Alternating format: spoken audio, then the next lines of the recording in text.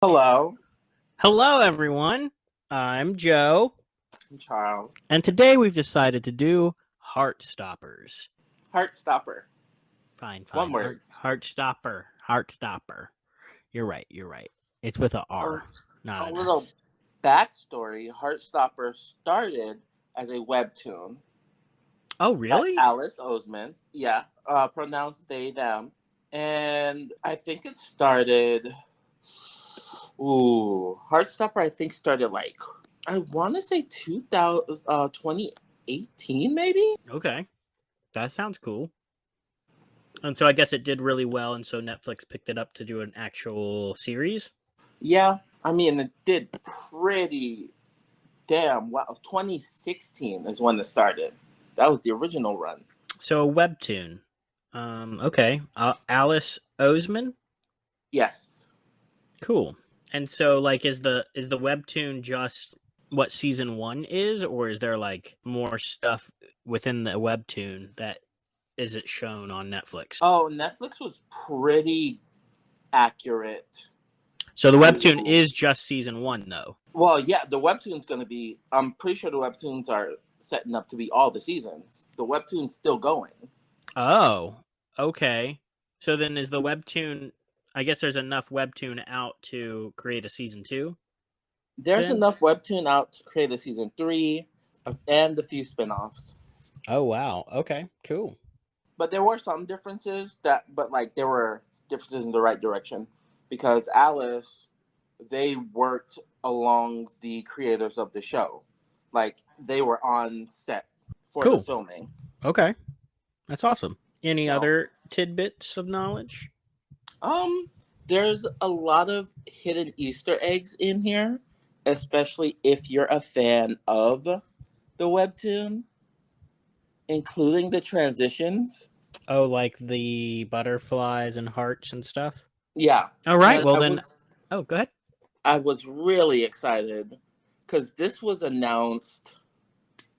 I'm pretty sure it was announced pre-COVID that this was being made. So this had been in works for a while. Cool. Good. All right, everybody. The first episode of Heartstopper is called Episode 1 Meet. Meet. And the episode starts with our main character texting someone to meet in the library. Also, the music throughout the show is really good too. Oh yeah, it's a fantastic soundtrack. Okay, so yes, they are meeting up in a library, and then they say, "Scratch that, I'll meet you later," which already to me is like children being children, you know. And then he meets I forget, out here they're like year 10, year 11s. They don't do the whole freshman sophomore thing. Yes, well, this is the first time that the years are going to be in the same classes together, Oh, okay.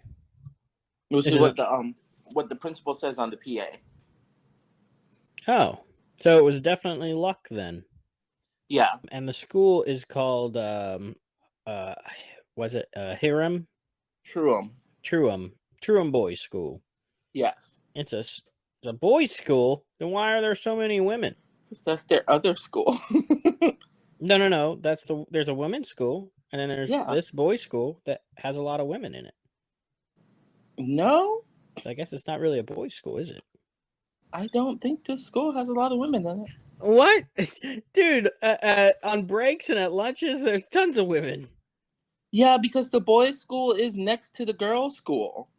It's like really Oh, close. They hang out really? in the morning, but they Then don't hang why? out during lunch. Oh, okay, cool. Good to know. Good to know. See, I didn't. To me, that didn't make any sense. Yeah, the schools are close by.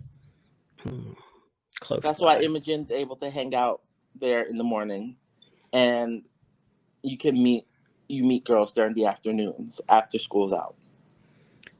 So we meet. What's his face? Scumbag. Ben Nickname. Hope. Yuck.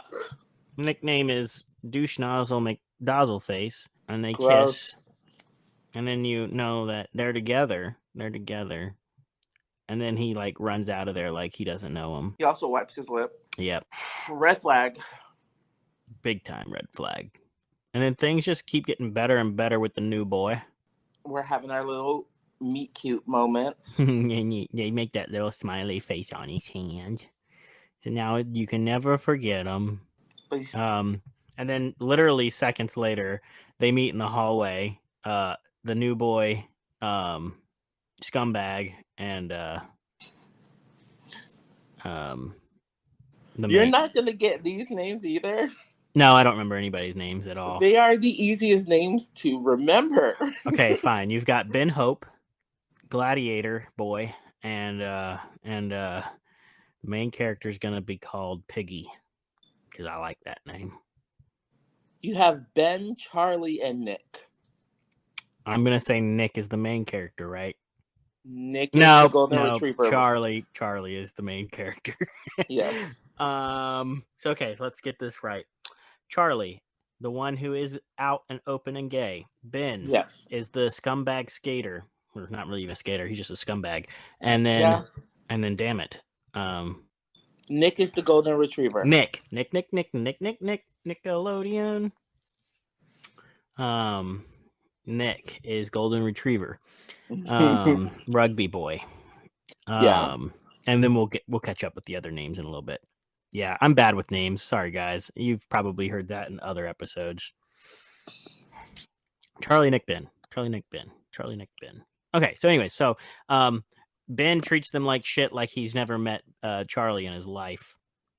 Red flag number 2. I would almost call that a third flag.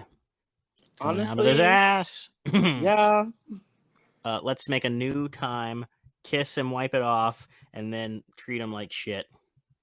So bad. Okay, now Isaac, he doesn't really get a lot of screen time, but Isaac's the bigger boy. Yes. I forget tall boy. Tao. Tao. Okay. I have it's a complicated relationship that I have with Tao because of what happens later on. We'll get there. And obviously Elle is the third friend. But yeah, so they're kind of just setting up the plot here, saying that Elle moved out, that she's transitioned and everybody's a transphobe. So she went to an all-girls school. I mean, that would make sense, though. You've transitioned into a woman. You should go to the girls' school, correct?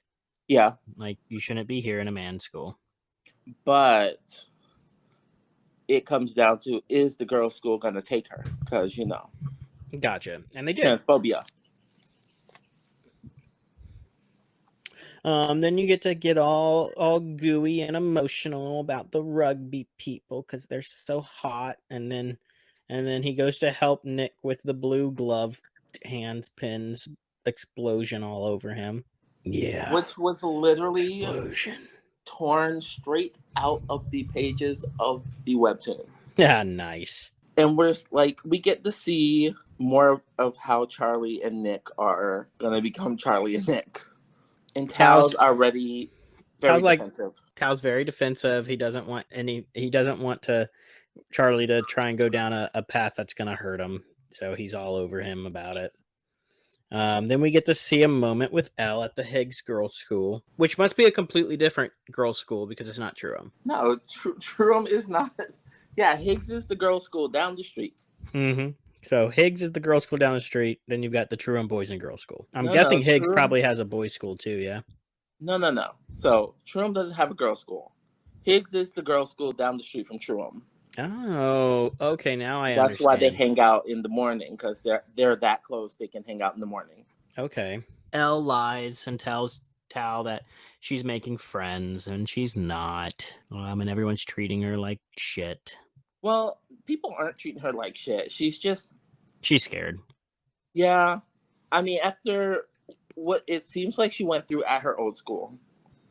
And she also transferred in the middle of the school year. So the friend groups have already been established. Mm-hmm. It's really hard to, once those friend groups have been established, to make more friends. I mean, look at us though. We made tons of friends every year. New friends every year. Well, I mean, yeah, but I went to a school that had no one from my old school. That's I also didn't have true. a You choice. kind of were forced to. Yeah. And I didn't start in the middle of the year like she did. She literally transfers in the middle of the year. So, Yeah, that's always a hard thing to do. boo. Then bitch boy calls up Charlie and is like, "Hey, can we meet in the library?" And if I was Charlie, I would have been like, "You little asshole! Absolutely fuck no. We're broken. We're up. We're done. Eat my dick, spit it out, put it back on, tape it up, and we're good. Okay, good." And slap him in the face and keep going. Instead, But he they goes do to the meet up library. because it is high school. So what? What happened in high school with us?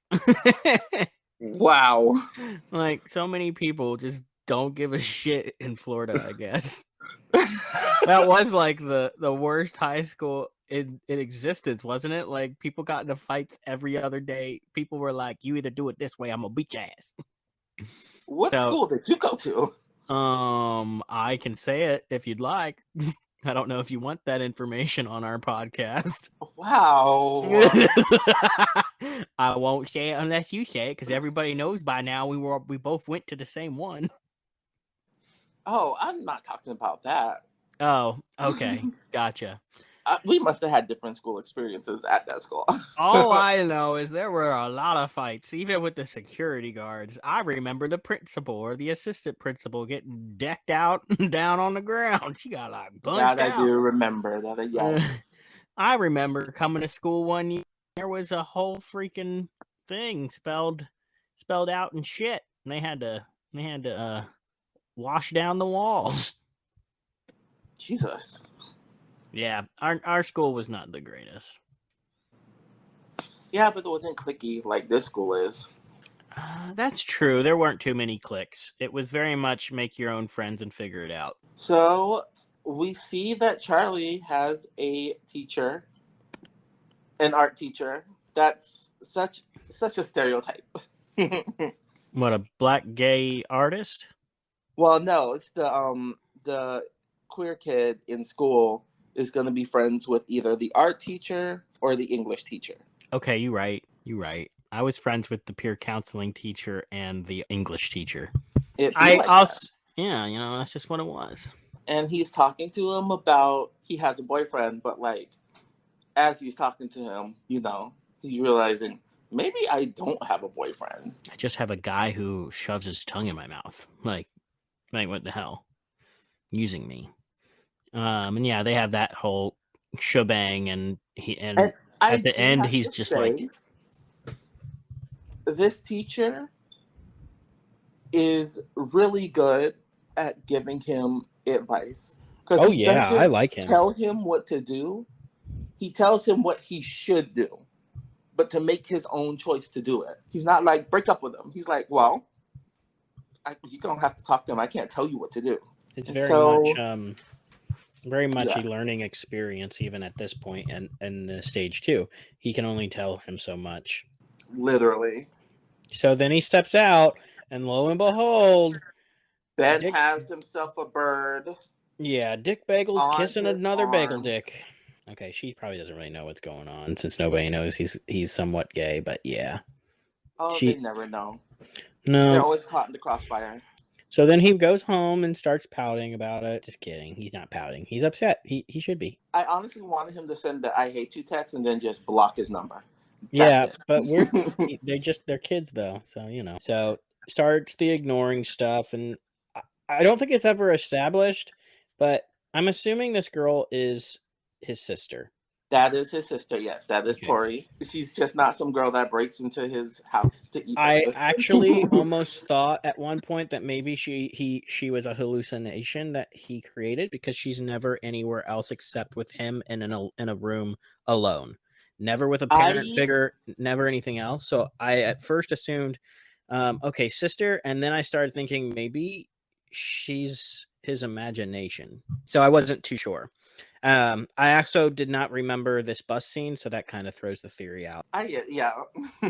But yeah, that's his sister. She has her own story that just isn't developed in season 1, I guess. No, I mean, like, she has her own series. Oh, sweet sauce. Yeah. So when I say they can go a lot of directions with the show, I mean that. Great. I mean, it must have done really well for them to let's do a season 2. They announced it.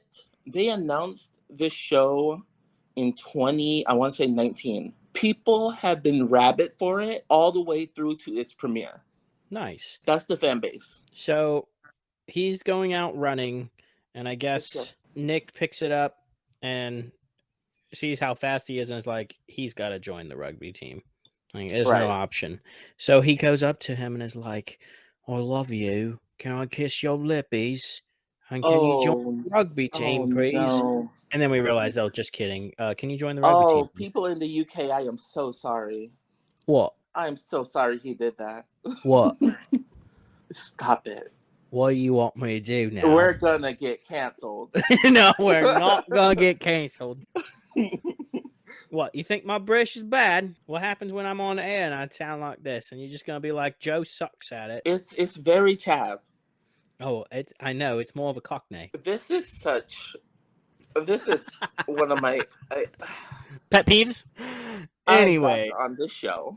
Anyways, this is one of my favorite scenes.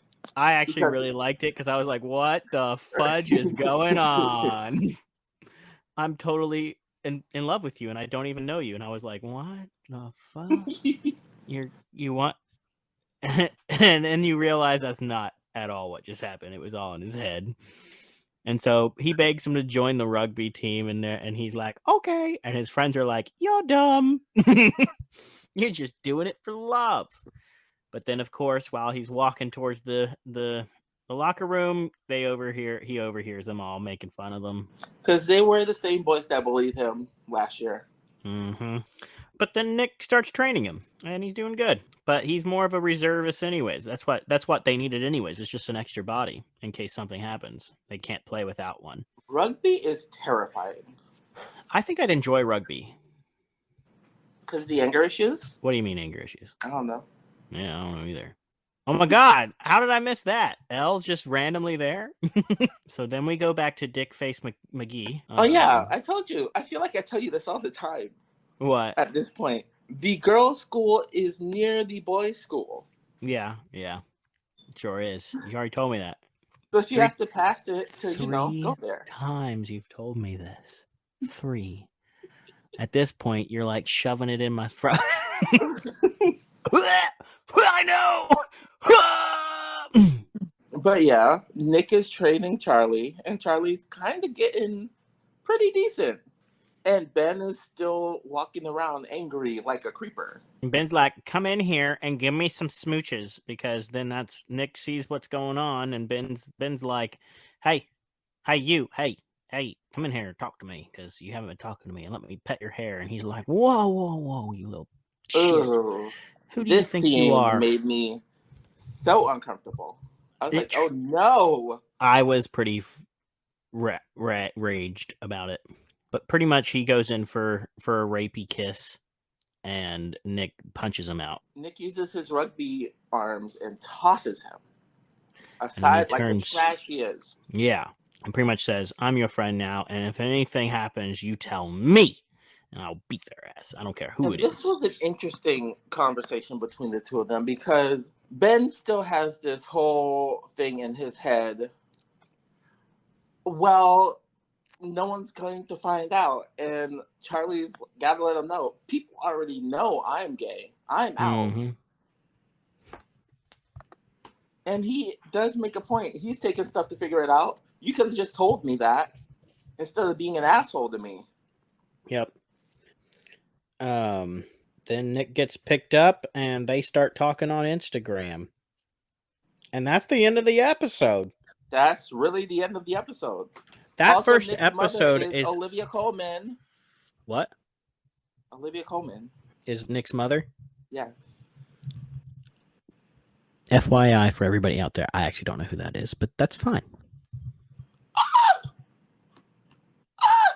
I think it's the first time I've ever seen her on the screen. So I just thought it was just some mom being a mom. Charles over there is probably like stroked out right now, but that's okay. He'll call me in a second and be like, all right, episode 2. Award-winning actress Olivia Colman. I've never heard that name before. You are joking. You have to. No, I'm not. I watch me look her up real quick and be like, I've never watched anything she's in. Let's see. Broadchurch, The Crown, The Lost Daughter, The Father. So far, none of Fleabag? those. You've never watched Fleabag? Elizabeth. What's her last name? Olivia Colman. Oh, Olivia. Oh my God. Coleman. Olivia Coleman. Let me see. How can I see all of her stuff? Wikipedia, I think, right? Yeah. Okay. Here we go. God. Film. I'm actually losing my mind right now. Okay, I might have seen Hot Fuzz. I think so. But I don't remember PC Doris Thatcher. Let's see. Wow, I'm already down to 2019 and I haven't seen anything. Okay. We're gonna move on. Okay, then. so movies, nothing. Let's see about television. Oh, she was in Rescue Me? Oh, well, she was only in episodes 1 and 4, so I wouldn't remember her from that. She was also in The Office, but don't recall her in that either. Well, that's probably because she was probably in the UK office. Oh, you might be right. She was also in Doctor Who, but probably a very quick cameo, and don't know that one. Yeah, wow. I haven't seen jack of hers at all. So I'm very sorry. So wild to me. But yeah, that's a lot of television and movies that I've never seen either. So that's, I mean, don't get me wrong, it's hard to watch everything in the world. Well, yeah. But yeah, that's, I mean, some of those are probably really good, high rated stuff, but I can only do so much. Yeah. Yeah. Sorry, Cole. This is the first time I've ever seen you on screen, actually in a role that's long term. So if you hear this, you did a good job. Excuse me, her name is award-winning actress Olivia Colman. Thank you. Oh, award-winning actress. So AWA Olivia Colman. Thank you. Academy Award, the British Academy Award, 2 Emmy Awards, 3 Golden Globes. Thank you. Is this how you're going to talk about me when I start winning awards?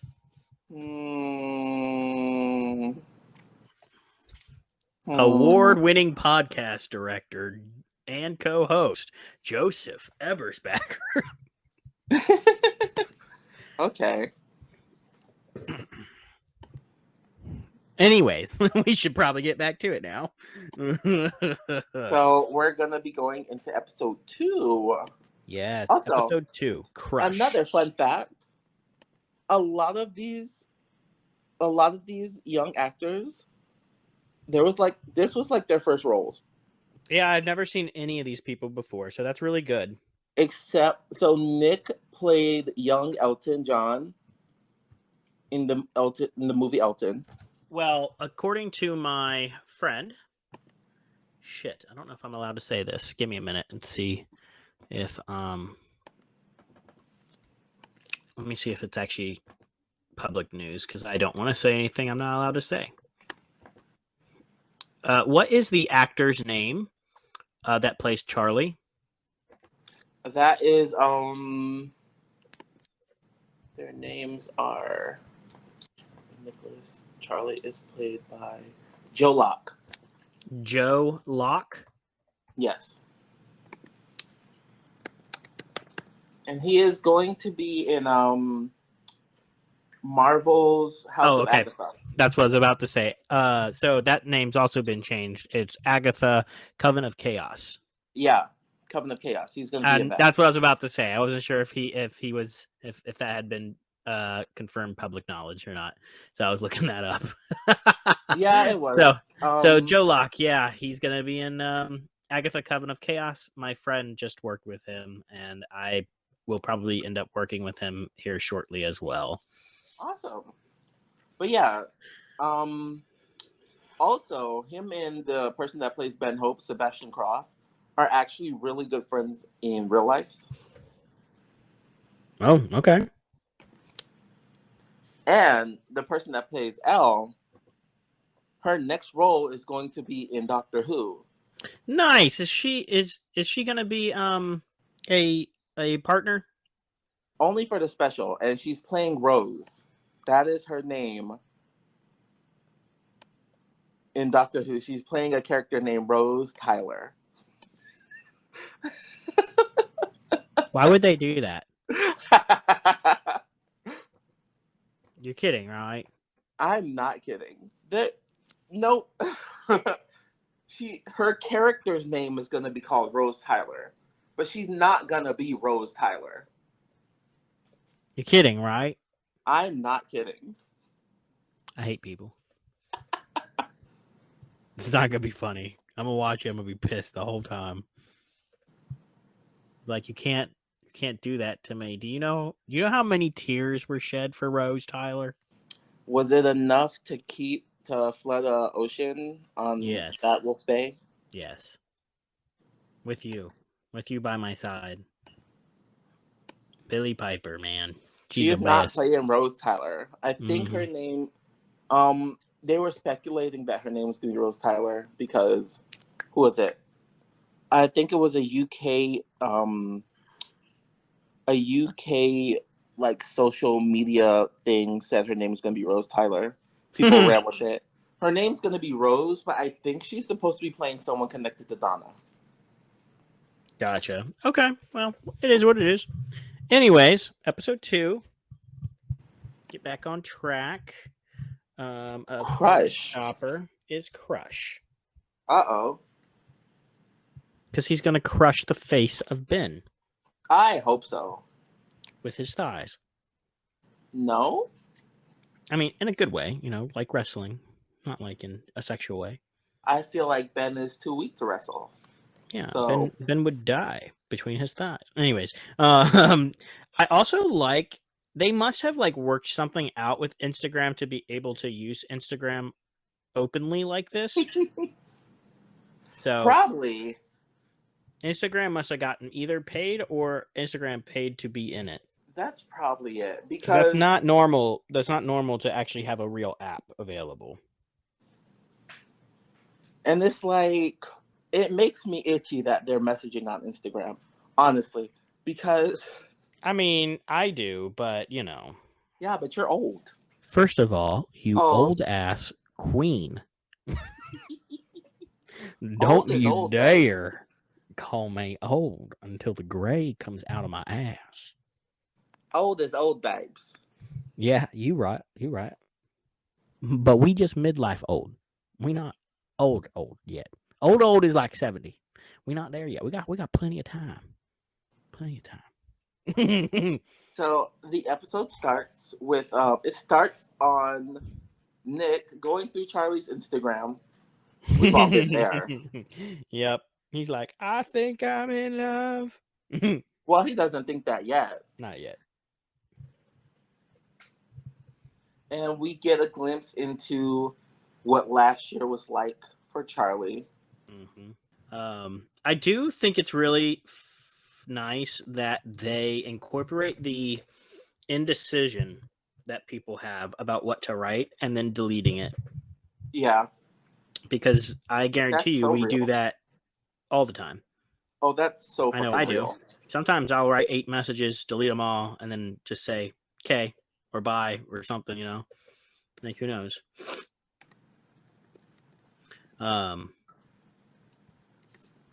Gay panic? I didn't see that before. Oh, yeah. I had a... Oh, it's his screensaver. That's hilarious. Yeah, that was my screensaver for a minute. Mine was "Bye Panic." So they're just talking about yesterday and being thankful about the whole decision, the whole conversation and what happened. Yeah, and appreciative of each other, which is nice. This dog is the greatest actor I've ever seen in my life. The dog? Yeah. Yes. And then we kind of get a backtrack of how Charlie and Ben met. Yeah. And then how Ben was trying to get with Charlie a little bit throughout these conversations. But yeah, it's basically a pent conversation about the past and what Ben was to him and all that fun stuff, and how they both don't ever want to talk to that asshole again. Yeah. But then the rest, well, not the rest, but then we get to jump into L. Accompanied by a score of the song Girls. Amazing song.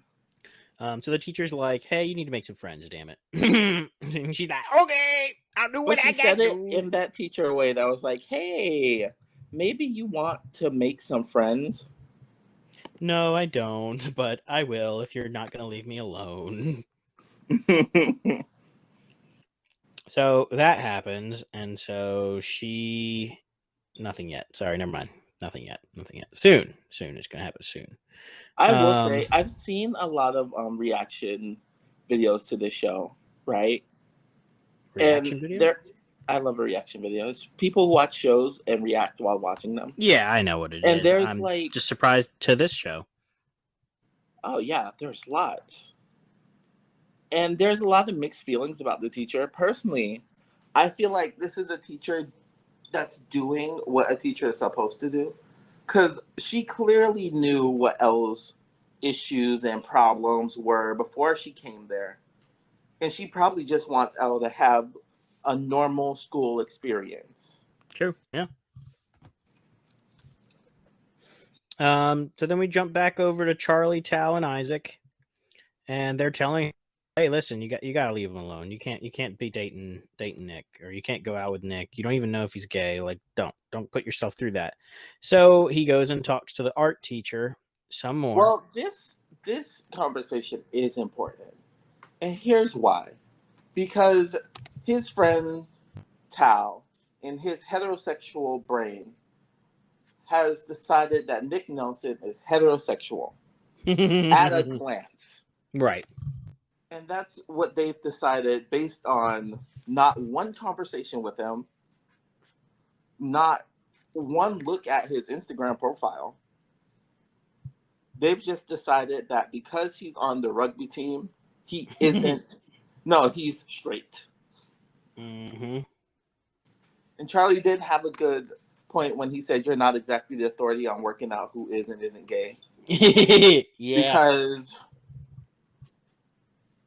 let them know, Charlie, bisexual people do exist. And I get it. They want to help their friend or whatever. Just Tao is a lot. Tao is a lot. He is a lot. He's a lot of Tao. And so Charlie goes to his teacher for advice. His best friend. His other best friend. And he asks him, how do you stop liking someone, a straight guy? And he gives him the information of, you repress your feelings. And you move on. What a great advice, bro. What great advice. He repressed it and suffered. Then we jump back to L, where we get to meet, I don't remember their names. Tara and Darcy. Tara and Darcy, where they invite her to lunch. Which then it goes to lunch. And they're like, oh, it's lunchtime. Hello. And then now they all become super friends, besties, over freaking 5 seconds. That's how it used to be when you were younger.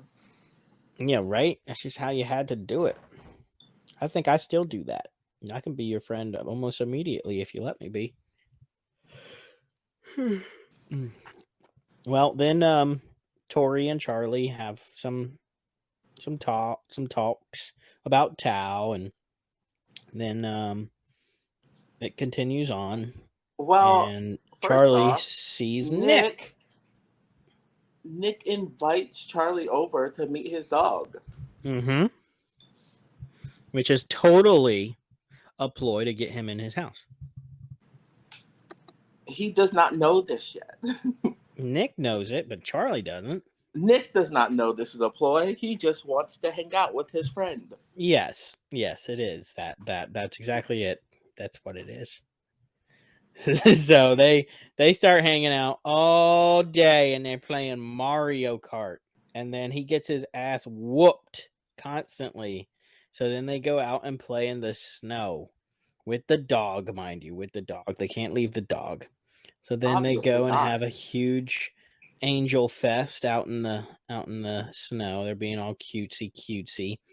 And really he don't even know. He's just being Nick, you know. He's just, this is me. Yeah. He doesn't realize that this is him. Yeah. And then that part ends and he goes and talks with his mama and then he gets ready for school and goes to school. And that's when his mom says to him, "You see much more yourself around him." Mm-hmm. And then there's Ben, being Ben in the background. And we meet Harry and we meet Imogene first. Imogene. She's awesome too, by the way. I love Imogene, and she's gonna have more of a story in the next season, so I'm excited about that. Good. I'm glad they didn't get rid of her after season 1. So then he was gonna tell Charlie to hang out, but then he decided not to. What a little prickly boy. Well, yeah, because you don't know. He don't know. You know how friends are. Mm-hmm. Things change. So then Charlie hangs out with Tao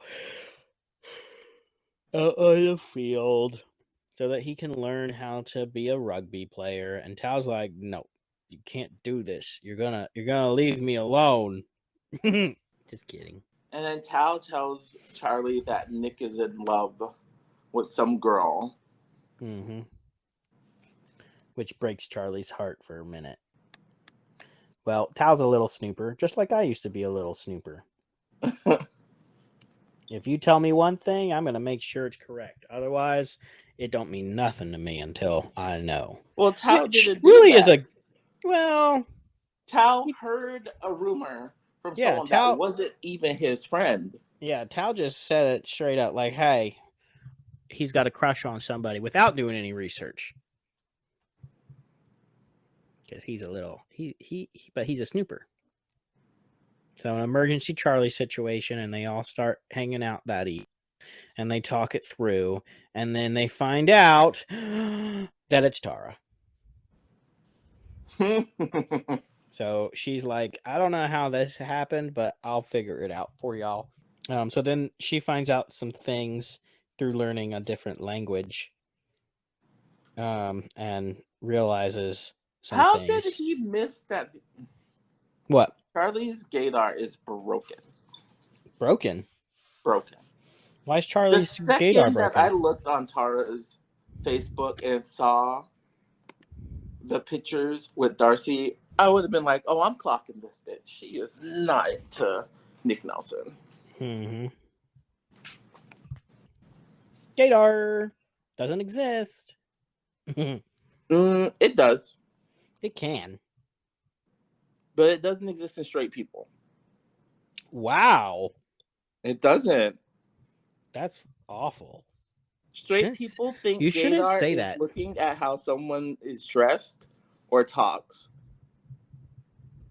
That's not how that works. Why shouldn't I say it? It's true. Straight people don't have gaydar. That's messed up, man. I know somebody's gay because they tell me they're gay. Why would I need to know any other reason about you? You can be gay, straight, or any of the other things, and I don't give a shit. Just tell me before I make a move. Known hetero hater. You're a hetero hater? Damn. I'm a heterophobe, yes. Whoa. What about me, bro? I'm like, You're one of the good ones. I thought you loved me. You're one of the good ones. the few, the proud. One of the good heteros. But this little emergency meeting is actually really cute. What emergency meeting? The one that they have with Charlie. Oh, you're so behind. I'm at 9. I paused when we start talking. Oh, I'm at 9:41.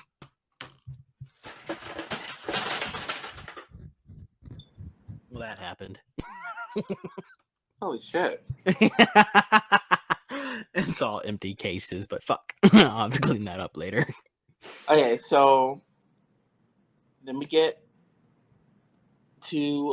we're back to class, and now they're studying French. Yeah. I was telling you, yeah. So, yeah, we got all through that. And Darcy and Tara are being Darcy and Tara. Mm-hmm. And Elle goes up to them, and she's like, can I just be real with you guys? You guys are together, aren't you? And they're like, duh! You're friends with the lesbians. And she's like, yes. The line of "I was just admiring Tara's hands." Is that's not any less gay? Charlie tries to teach Nick how to play the drums. So cute. Oh, it's a cute moment. Now this one blew me for a loop for a second. When they fall asleep watching and he's just like staring at them and like and then eventually his hand gets close to his hand and electrified and he's like ah!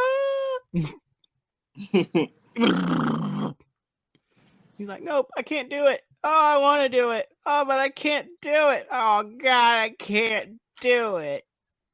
Never mind, I'm gonna go do it.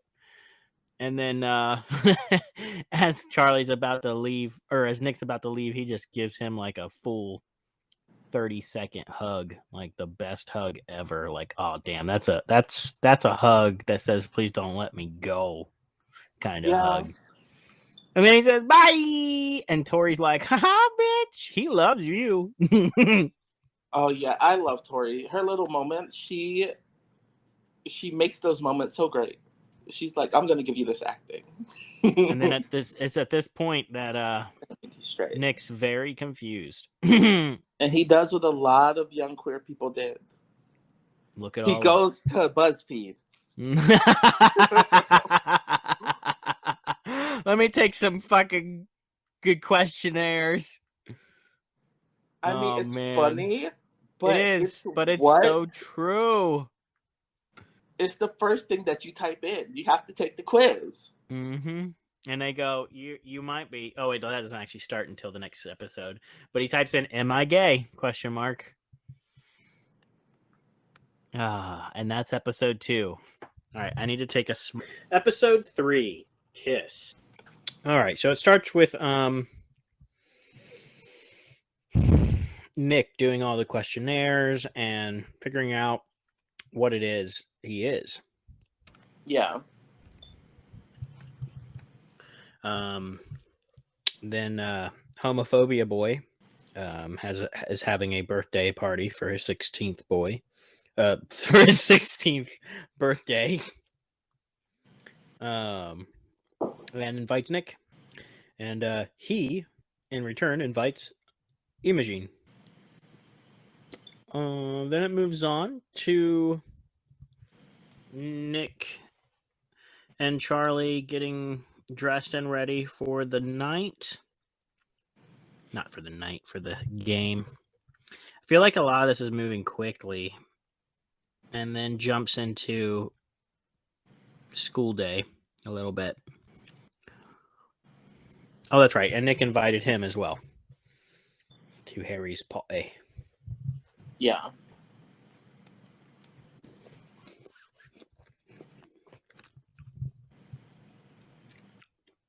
And they were supposed to have a film night. And Charlie says, nah, I'm good. Yeah, he decides to go hang out with Nick. Does what he's got to do. Dad's like, hey, be ready by 10. Charlie's like, hey, can we make it 11? Dad's like, absolutely not. I'll see you at 10. And he's like, okay, thanks, Dad. And like, then this. Go ahead. It's important to like be with your friends, especially if you make plans. But like Charlie also has to make other friends outside of Tao and Isaac and Elle. Right. Which I think that's what like Cal has a problem with is that Charlie has to make other friends. Also, is the dad in the webtoons? Yeah. Okay. I wasn't sure if they like input him in because he's got like such a minimal thing. Like he never talks to anybody. He has very minimal lines, and he's always just the person that picks him up. Well, in the webtoons, it's his mom. His family doesn't get a lot of lines in the beginning of the series. Gotcha. And you find out later why that is. Like there was a creative reason for that. Okay. Whereas you have Nick's family, who is almost like reoccurring character, Mm-hmm. and kind of helps move the story along sometimes. I am so glad I didn't go to parties in high school. Didn't we? Maybe you did. I didn't do parties. Our parties were not like this, though. Well, after we graduated, they were. I used to throw some big old ragers. Yeah, I still maybe. remember. I won't say his name. I still remember the guy that came to one of them and passed out on my counter. And then 20 minutes later, we go back and he's like thrown up and it's just covering the entire counter. And I'm just like, fuck, dude.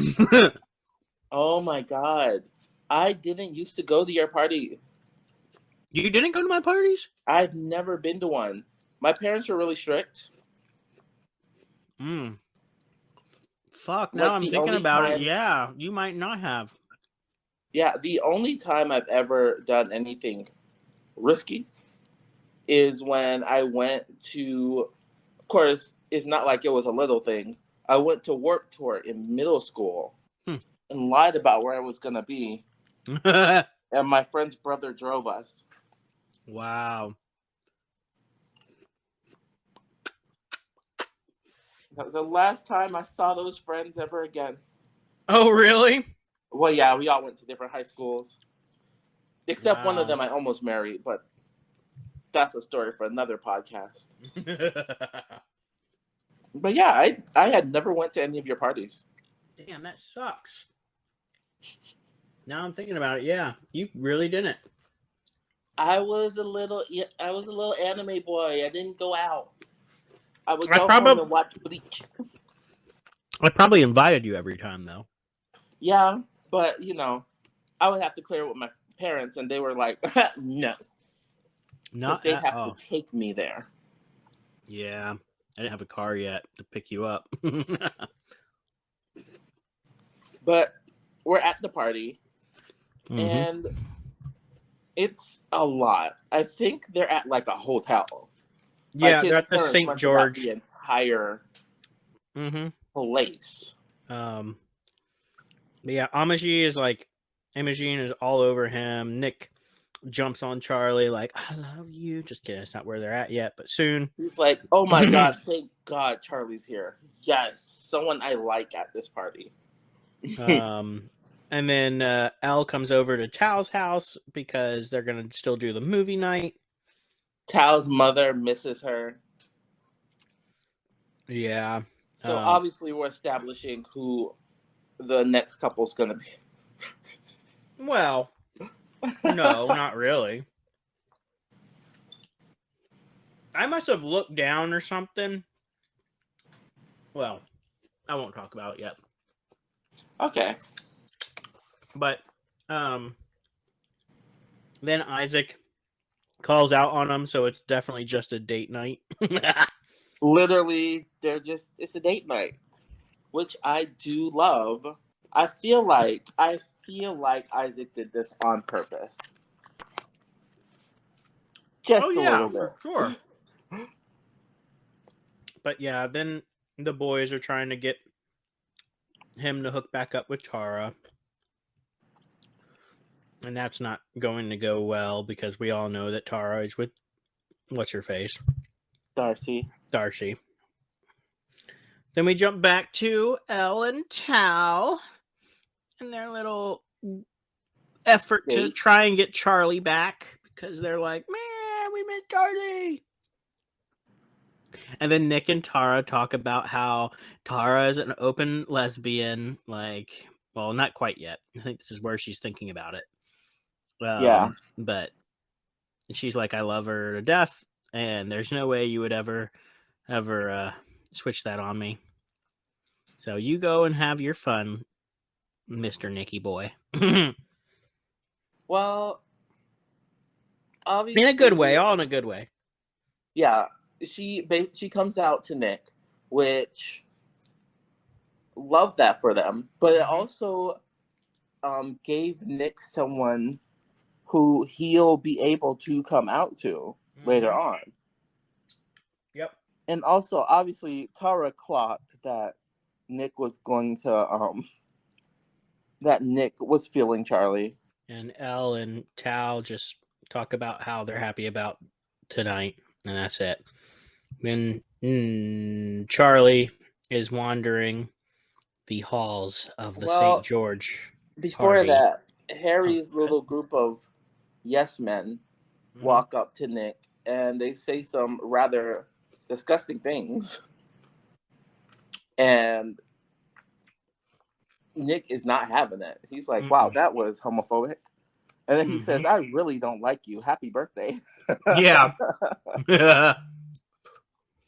We're seeing the cracks form in the friendships that are Nick and his little friends. Escapade, which obviously pissed Nick off, and so he's going to go check on Charlie. Oh, yeah.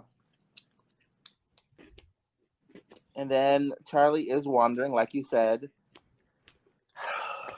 and runs into little bitch boy Ben.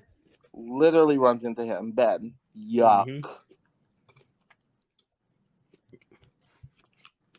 And Ben tries to talk to him, and Charlie just pushes him away. Like, do not touch me. Tal, and then we jump back to Tal and Elle, and Tal tells her what happened first day back to school, where he kept buying things for her, even though she wasn't there, and she calls him out like, you dummy. Yeah. And then Imogen pulls Nick out and is like, hey, listen, we've been friends forever. There's a lot of jumping around in this episode. Oh, yeah. Lots of jumping around. Lots of scene to scene. And Imogen's like, listen, I really like you, Nick, and I want to be your girlfriend. And he's like, gay panic. I got to get back to you later on that question. She's like, that's fine. I'm your friend. You come back to me when you want me. So she goes and has her fun. But then Nick sees Tara, Darcy make out on the dance floor openly, and he's like so happy about it. He's like in ecstasy about it. Well, yeah, I probably would be too, honestly, if I saw two hot women making out on the dance floor. He's not in ecstasy about it. Oh yeah, he is. You see that big old smile on his face? He's looking and seeing two people be out and not afraid to be, and he's kind of like, wow, I kind of want that. Then Nick and Charlie have a conversation, and he lands his hand right onto Charlie, and Charlie's like, oh shit, you just grabbed my fucking hand. And then they're like, let's go somewhere else for a little bit. So they go somewhere else, and they play their little gay tag. Which was, they did. They played their gay tag. They did. And they found a empty spot, and then they talk a lot. Which then at the end he's like, "Would you kiss me?" Well, yeah. He starts talking about, is there anyone that you like? And it's kind of like playing 20 questions, honestly. I really like the way I like the way the scene was handled. And shown, and I like the way this episode was shot. It was really good. Yeah, I liked it a lot. Anyways, it comes down to him asking, "Would you kiss me?" And it takes a moment. Every question that Charlie had asked him was, "I don't know, maybe," and the one question when he asked about himself was a definite yes. And then they kiss.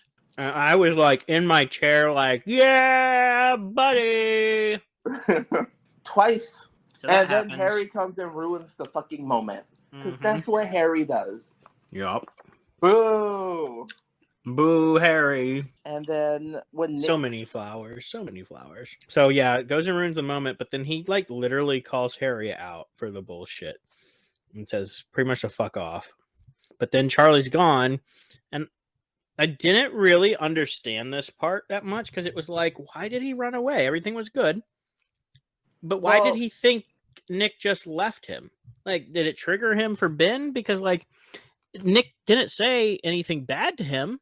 Well, and it's said later on, like way later in the series, Charlie blames himself for every bad thing that happened. So Right. in the next episode, he talks about it, and you kind of see it when he wakes up. Because he runs into the car, and then he hugs his dad. Mm-hmm. Because he's overwhelmed with all the emotions. And but then you it kind of opens see up. it when he wakes up, because even though he was there when he kissed Nick, and Nick kissed him back, in his head, he's seeing this version of Nick saying no and looking at him disgusted. Right. Then he wakes up to no messages, mom calling him down, and lo and behold, the end of the episode. You don't even know who's at the front door. What are you talking about? The episode ends with who's at the front door. No, it doesn't. No, it doesn't. Yes, it does. No, it doesn't. Oh, yeah, it does. Yeah, it does. Never mind. I must have skipped right over that because all I saw was him at the door like, meh. And there, lo and behold, there's Nick, fucking wet as balls. Ran over in the rain. Mm-hmm. But for what reason? Maybe he's going to beat his ass. I'm pretty sure he wouldn't have said hi if he was going to beat his ass. Hi. Episode 4, Secret. Ooh. Opening up with that sexy man in the water. It's the fact that he was just outside talking to him while it was raining. Mm-hmm. Brings like, you invite him in. It brings you back to like all those other movies that about men in the rain.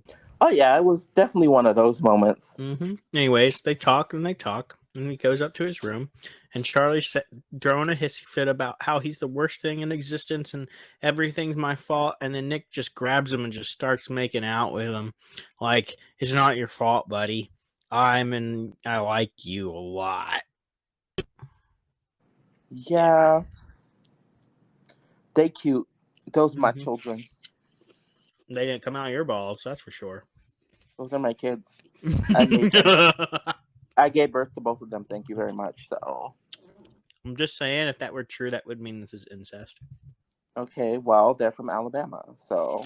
Wow. Okay, fine. Well, I'm gonna watch this a little differently going forward now, but okay. But yeah, they had the moment. It was a cute moment because he had to get him to stop talking shit about himself. But then Nick explains everything that happened there, and they talk, which was also understandable. Feelings are weird and gross. We don't like them. And Nick literally does what Ben just did, but it felt more genuine than what Ben did. Well, yeah, Ben was doing it for his own selfish reasons. Nick is doing it just like Ben should have done it. Nick talked to him, and he's like, I'm still trying to figure out everything about me, so can we just... Well, Charlie's more accepting of this because Nick's also going the extra mile constantly. Yeah. Yeah, Nick actually talks to him outside of a library. And then, of course, he leaves, but then Charlie's like, oh, wait a minute. You forgot something, baby. This made me happy, too. Yeah. Yes. And then kisses him right there in public. Heart poppers everywhere. So, yeah, that happens. And then Imogen says, all right, time to go on a date. He's like, fuck. Just kidding. Just kidding. Imogen didn't do that yet. You jumped into the end of the episode. Yeah, I did. Sorry, my episode just jumped to the end. We don't need the rest of that. Fuck that. That's all we need. We just need a 5-minute episode of them kissing.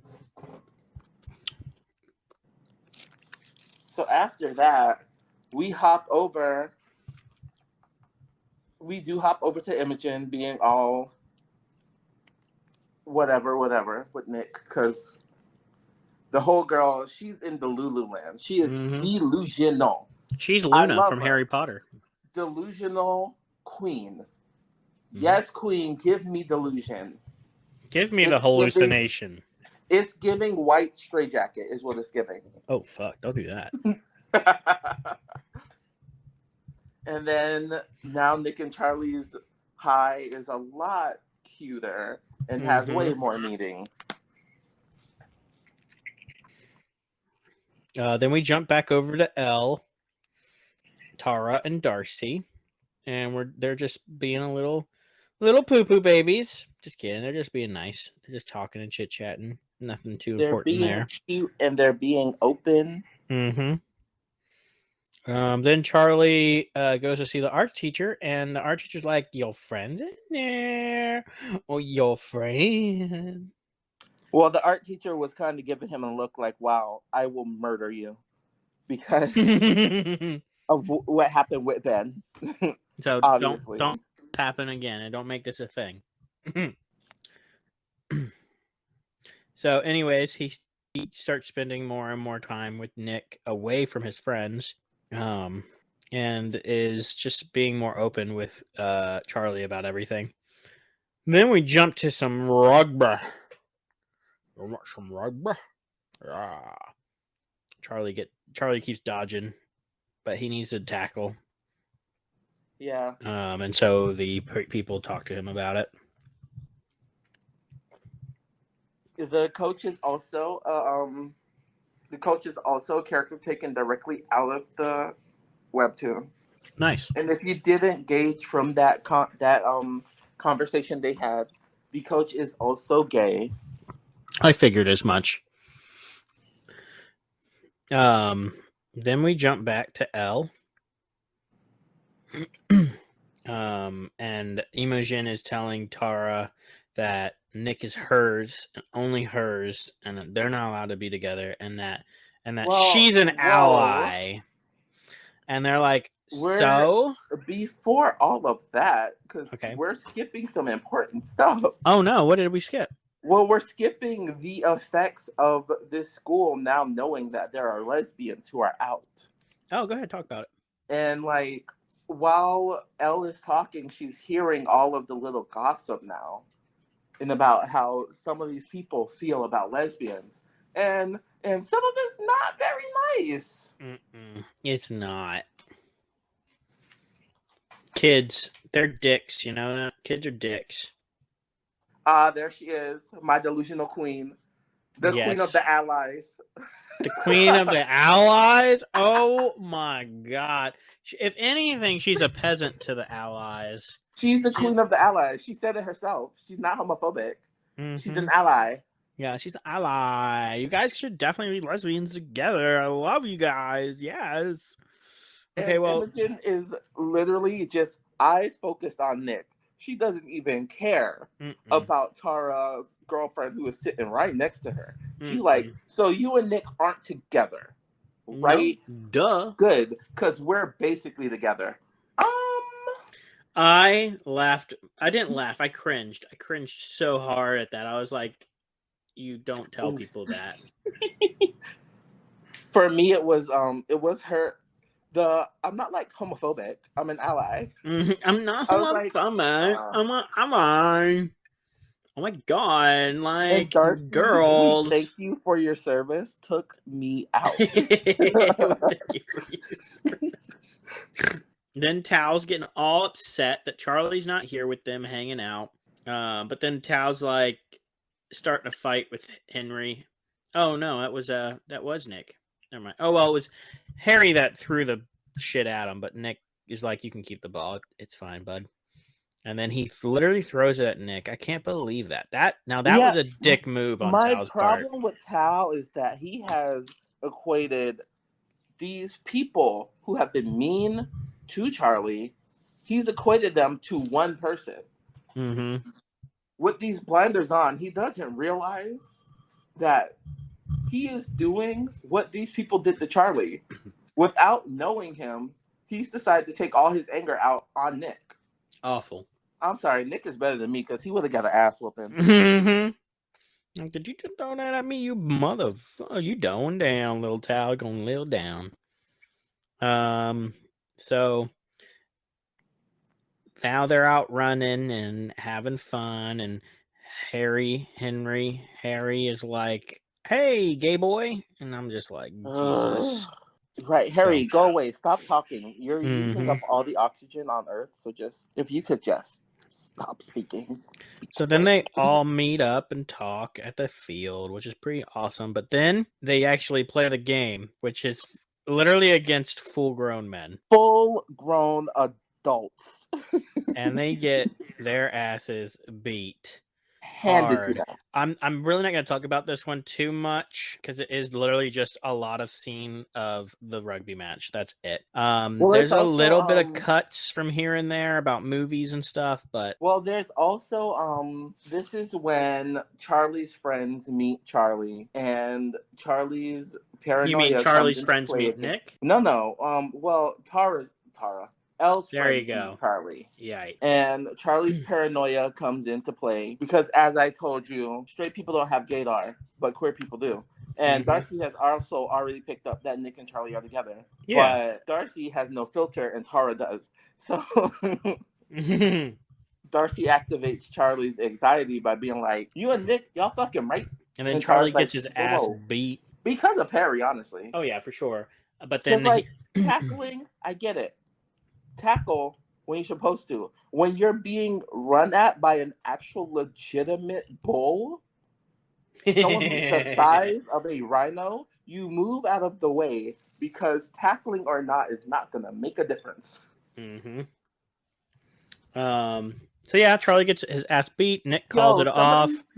Some of these kids have full-on beards. Mm-hmm. They said they're full-grown men. They come from a rugby school or something. But yeah. Yeah. So yeah, Nick goes and takes care of Charlie, and Isaac randomly pops in and is like, "Oh, okay, I won't tell nobody, but here you go." But like, Isaac is also one of those people that probably was like, called it. I already knew this. Yeah, totes. And then it jumps back to Ellen Tao. Because they're having their talk and being all Elle and Tao like. Mm-hmm. And then that's when they overhear Imogen ask Nick Necklace out on a date. And Nick says yes. Yep. So that happens. And Tao and Elle are like, fuck. And that's the end of the episode. Now we have to tell Charlie. How do we tell Charlie?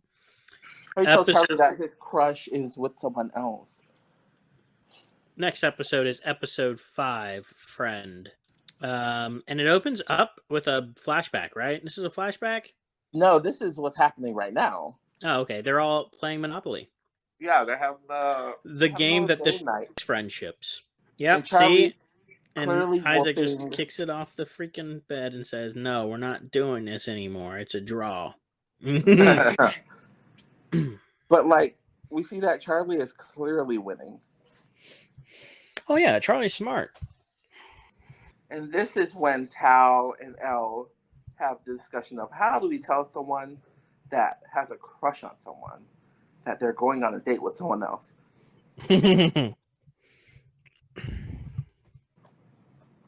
Like, Tao, I don't know, Tao is a lot for me because it's almost like he's possessive of Charlie. Of course. Because at what point does it stop being about protecting him and start being about, I don't want my friend to go away, you know? Mm-hmm. And of course, we can't forget that this is also when Tao does the iconic Tao dance. Oh God, the towel dance. I had forgotten about it until this moment. Then everybody comes back in, and they're talking about that he wants to invite Nick to his birthday. And shock to them all, Nick shows up, but that's jumping ahead. Yeah, because Imogen is crying and Nick's trying to break off the date. And But then then Nick finds Imogen, out and then Imogen's like, "My my dog dog died. died. It's okay. We'll just go have some fun tonight and we'll be okay." And And Nick's Nick's like, well, shit. "Fuck. Fuckity Now fuck. I can't break up Fuck, with fuck." her. You don't have to break up with somebody that you're not seeing. Now you can't call off the date. Yeah, see, that's a whole different story. Just call up the date. Yeah.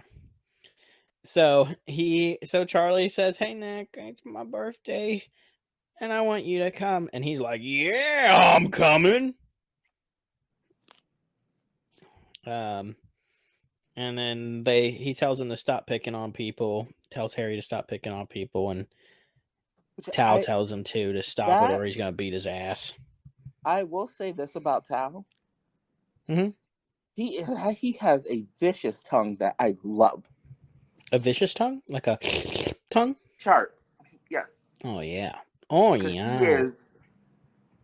he is quick with the comeback. Good. Then we jump a little bit to Nick scrolling through Instagram in his house and is explaining everything to his mother about what just happened. Girl, date, should I go to this birthday? I fucked up. I shouldn't have done this. I should have done XYZ. And the mom's like, listen, if she's not free. You can't just date someone because you feel sorry for them. Mm-hmm. Which is so true. You cannot date someone just because, oh, I feel sorry for you, so I'm going to date you. Don't do that. That's a terrible reason to date someone. Yep, I concur. And she gives him some very sound advice when she says you can't date someone just because you feel sorry for them. So Nick goes to the birthday party. And gets Charlie stuff. And Charlie's like, I told you I didn't want nothing. So anyways, they get there, and obviously Tal and Elle know that he had said yes to a date to somebody else. Now, obviously, they don't know the rest of the story, which kind of sucks that he didn't tell. He doesn't want to tell them. But then again, he doesn't know that they know. Right. So to him, he's like, no harm, no foul, you know? And Isaac is so precious because he's just having a good time with Nick. Mm-hmm. Because, constantly getting gutter balls, And you have Nick, who's constantly winning. And Tal, who's like, I got a pin. Constantly also getting gutter balls. All the gutter balls. And then Nick's getting like all the pins, just having a good old time. Everybody's having a good time. But then it's coordination. Charlie's got to go to the bathroom, and Tal, is it Tal? Yeah, Tal goes after him and talks to him about everything that they heard. And so Nick wasn't going to butt in on him. Nick, I think, was going to go get popcorn or something and overhears the entire conversation that they had. And he's worried that Charlie will see him in a bad light. And so Nick hugs him. Who are supposed to keep their relationship secret, yet openly flirting in front of everyone. Right? They're bad at this secret thing. But it also goes to show that Nick's very open to becoming open. Which I think started in the last episode. Because because I feel, and this is just how I felt, Charlie got hurt, and the thing that Charlie is worried about is if Nick's secret are gonna stay a secret. Mm-hmm. And when that happened, Nick was like, wow, he's really more worried about my reputation than himself. That feels toxic. So Tao's trying to be nicer to Nick since he promised Charlie he would. And he offers him a chip. It lasts for literally 2 seconds. Yep, and then he's like, fuck it, I'm telling you everything right now. Because if you hurt my best friend, I'm going to fucking kill you. This is your only warning. You leave him alone or you don't hurt him. You understand me, whore? I might have not said everything Cal actually said, but it gets a point across. Again, Nick continues to be better than I am because I was fighting Cal right then.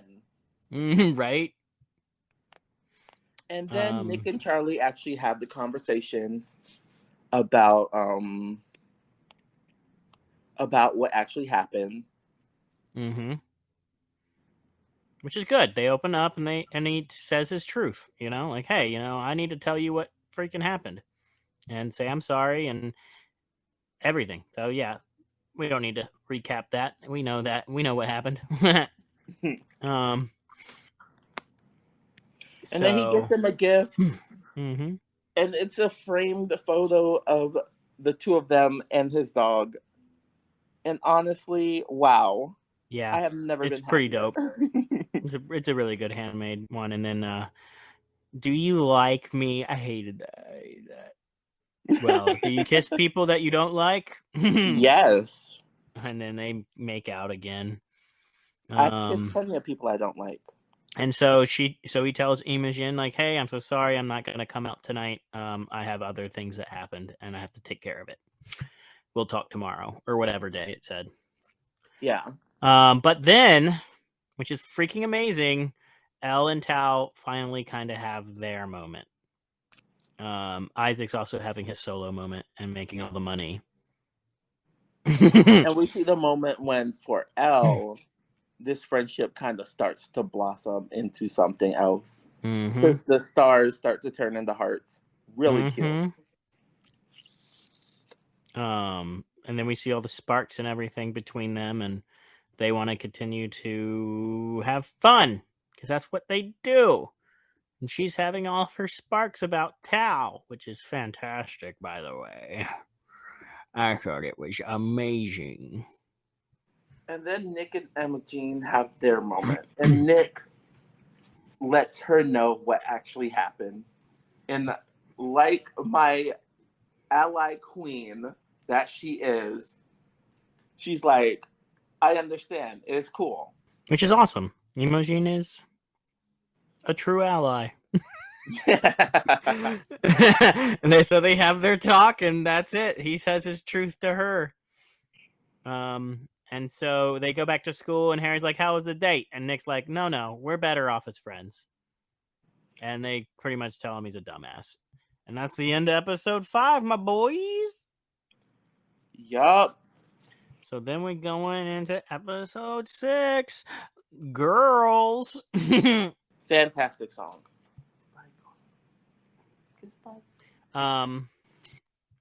So we go back, we open up with Girls with Nick doing more research. Well, he's looking at the best LGBT movies that he can watch with his mother. Mm-hmm. Definitely don't recommend Brokeback Mountain. But I'm a cheerleader. Oh my God! Did you just say that? That's what showed up on one of the lists. And it is a fantastic freaking movie to watch with your parent. Yes. And if anybody disagrees with me, you need to attempt watching it with your parents and tell me how many times you laugh at each other. You're telling me that a teenager should watch Brokeback Mountain with their parent. Let's be real. I watched Brokeback Mountain with my friend, and that was not a pleasant experience. But I loved it. I loved the movie because I had to go rewatch it again. But should you watch with your parents? Yes, because then you can ask questions. You can ask very good questions. But I agree. I agree. Maybe Nick shouldn't watch Brokeback Mountain with a parent that doesn't know he's not out yet. Yeah. That's a different story. What he's looking at. Now, But I'm a Cheerleader is a great movie to watch. I haven't watched that. I will have to look that up. Oh my God. I've got it. Pirates of the Caribbean is what they decided to watch, though. This is such queer culture. What? Because Pirates of the honestly, Caribbean? yes, Tell me Will about it. Turner and Elizabeth Swan. Yeah. Wow. Yeah. Which then obviously makes him Oh, think maybe he's not just gay. So he does more research and he finds out he might be bisexual, this boy loves doing his research. which is good. A researching man is a good man. You are right. Too many of them don't. Mm-hmm. I want to say. So cool. We jump back to L, and um, it's talking about all the people who are assholes again that are commenting on Tara's posts. Yeah. Which is basically it for that scene. Then it jumps back to Harry the asshole.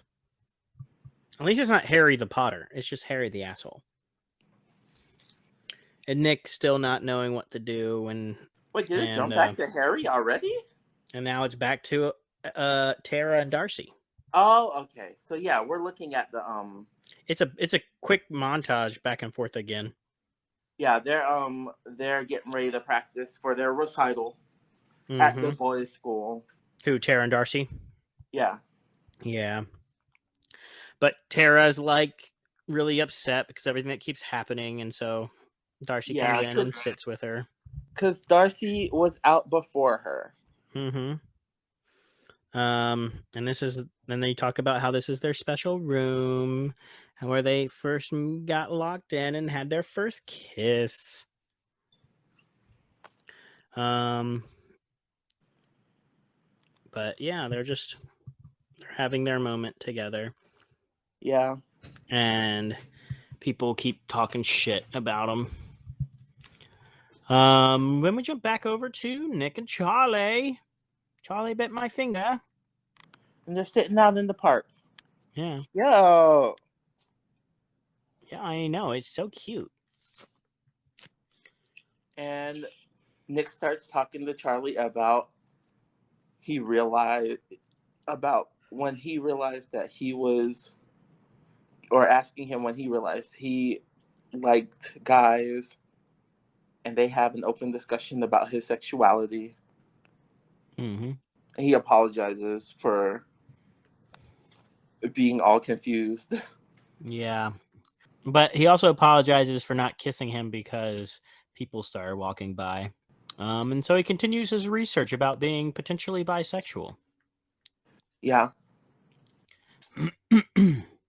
And Nick, I think, said that he's going to try and come watch them perform. But then he starts talking to Tyra and Darcy about, did you know you're a lesbian? Or like, are you bisexual? And how did you know? And so like he's trying to get his questions answered through a person as well. Like he's still doing his research. So he comes out to Tara first. So this is the moment that Nick actually comes out to someone. Like, actually. Yep, this is his first person. Or I guess people. Because it's Tara and Darcy. And I love that Tara's just looking like, what? I'm so shocked. I didn't call that. She was just waiting. So then they all decide to go on a milkshake date. Yeah, I'm glad that he was getting the answers he needed. Yep, and that continues for a while, and then we jump back to Charlie and his sister. What? What? Charlie and his sister? Yep, Charlie and his sister. 1808. Oh.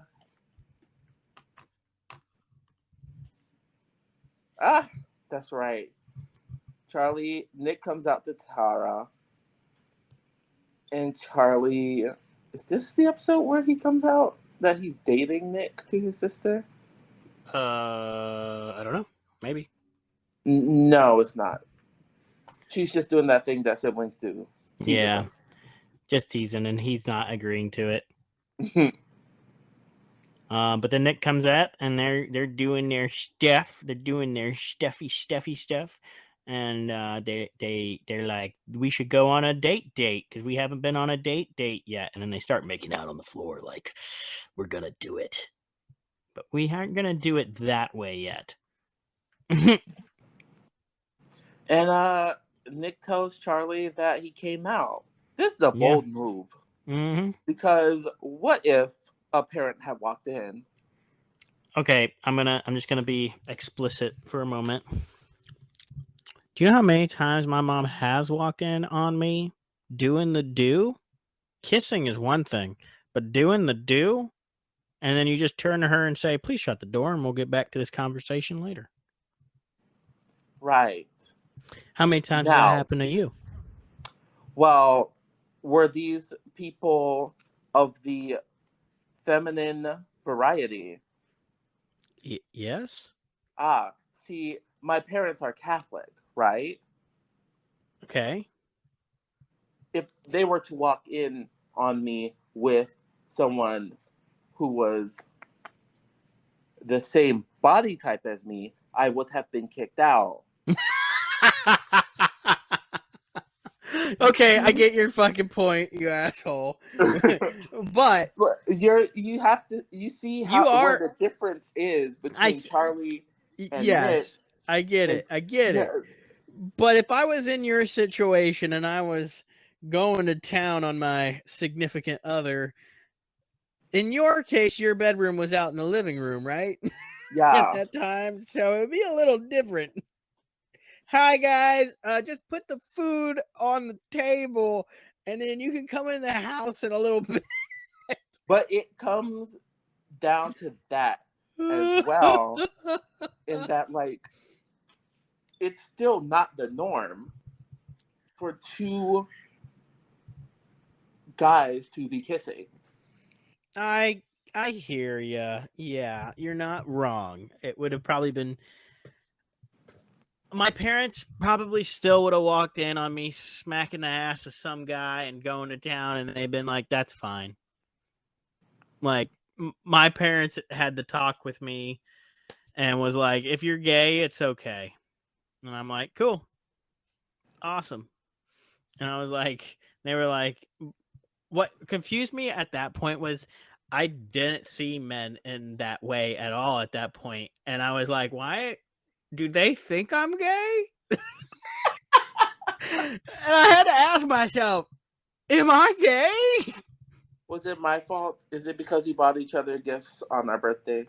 Maybe. Who knows? It might have been your fault. It might have been all your fault. But Or listen, maybe my mom has a gaydar and she just was like, you hanging out with a lot of gay people lately. And I'm like, I am. but I mean, if there isn't a rumor that you two are dating in high school, are you guys really friends?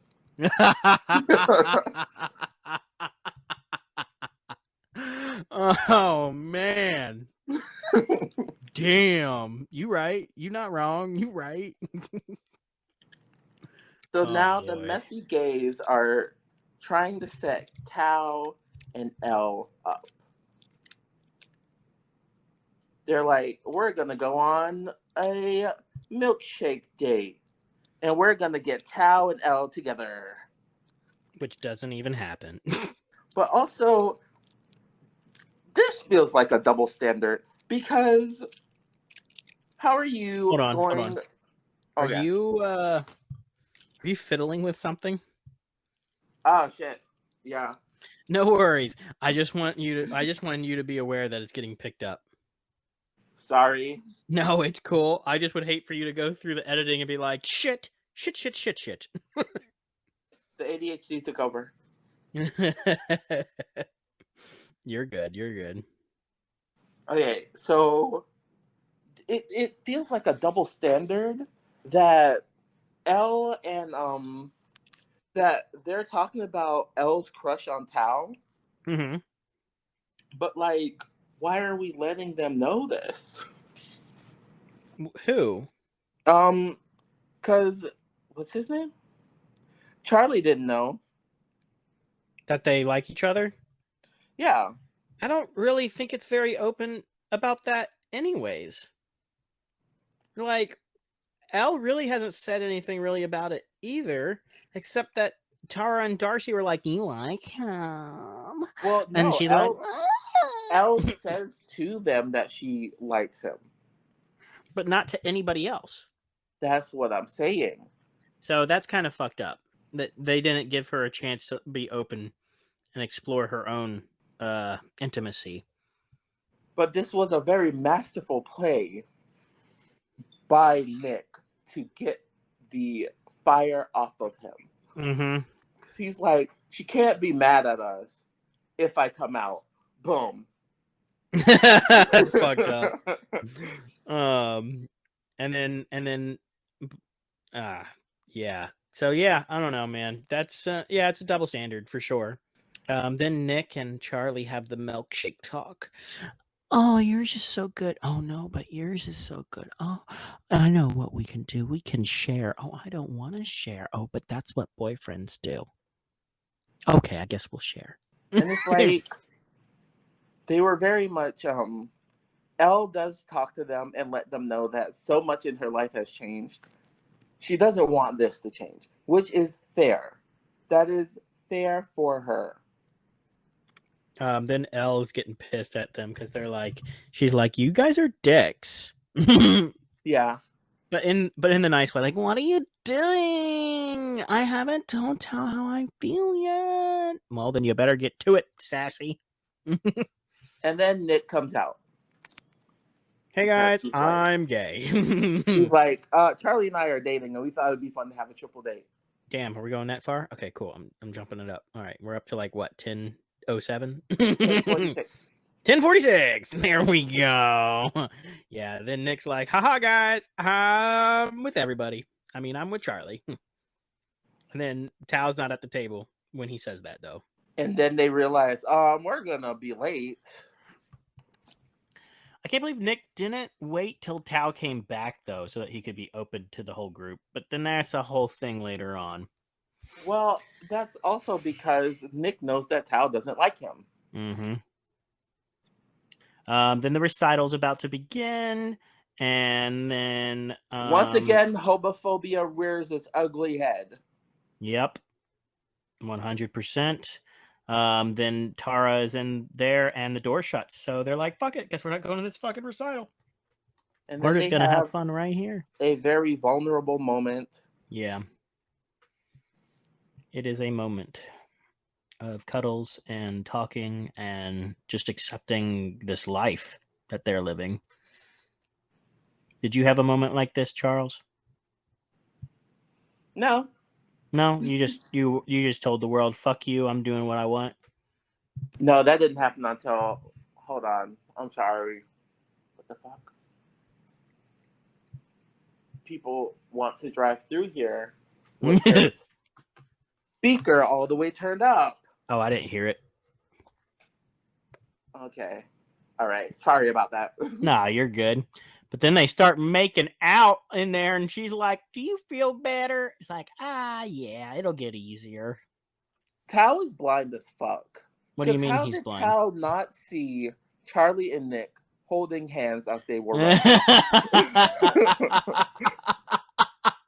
Wow, I didn't even put that together. You're so right. Tao's a dumbass. Oh, do you think it's because he's so tall that he looked down? Like, damn. Too bad, Tao. You could have known this whole time, and you just didn't. You refused to look at the stuff that was thrown at you.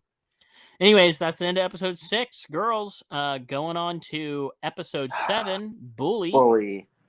This is the mid-season, or not mid-season. This is the finale. Well, no, this is the episode. Yeah, penultimate. Great, we're at the penultimate episode. Kicking some ass here, guys. And all right, that is episode 7, Bully. And it starts off with Charlie letting Tori know that he's about to go out with some of Nick's friends. Oh, Tori's the older sister? Yeah, she's the older sister. Said that. I think Joe Locke is just really tall. He must be like a year 11 or 12, right? He's year 10. Right. And So Nick's she's 11. And she's year 11. gotcha. Although, if we're going by the book, she's actually year 12. Okay. So they probably kept her a year down to help with transition. Yeah. Because it's a little side note, a little bit about her story. Because her story takes place, like, I think after she's out of school. Ah, okay. It's the way that these two are so cute as siblings. She was like, your crush on him was super embarrassing.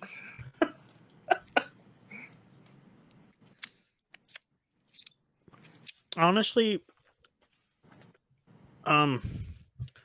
sibling relationships like this never made sense to me because it's not how ours was. Well, yeah, it's just up for TV magic, but Okay. Yeah, they yeah, of do course. they do the light ribbing. But these two are a special case in and of themselves, Of course. especially with what because her story also goes into when Charlie was being bullied, because it's kind of a prequel to into after Heartstopper or Okay. into Heartstopper.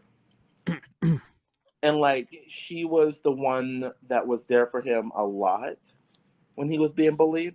And it probably kind of helps that they don't go to the same school. True.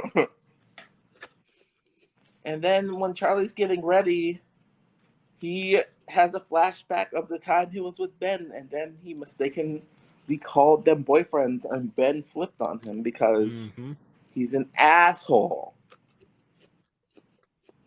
Oh, you mean Ben, the little bitch boy? Yeah. Yeah, yeah, he is an asshole. But asshole doesn't start with a B, so we can call him a basshole. I really feel for Charlie's dad. Right? Because it's like he knows what happened to Charlie, but he also knows that he can't just put a ring of spikes around him to protect him from every mean person in the world. Mm-hmm. So we make it to the movies. And this was, and by the way, Harry and Ben weren't supposed to be here. Correct. Which is probably why he said okay.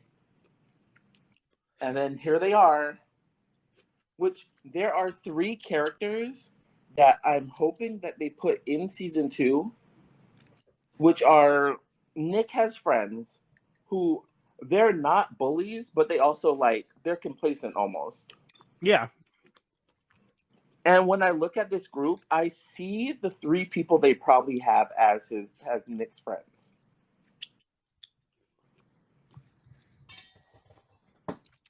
Possibly bigger roles for next season. Yeah.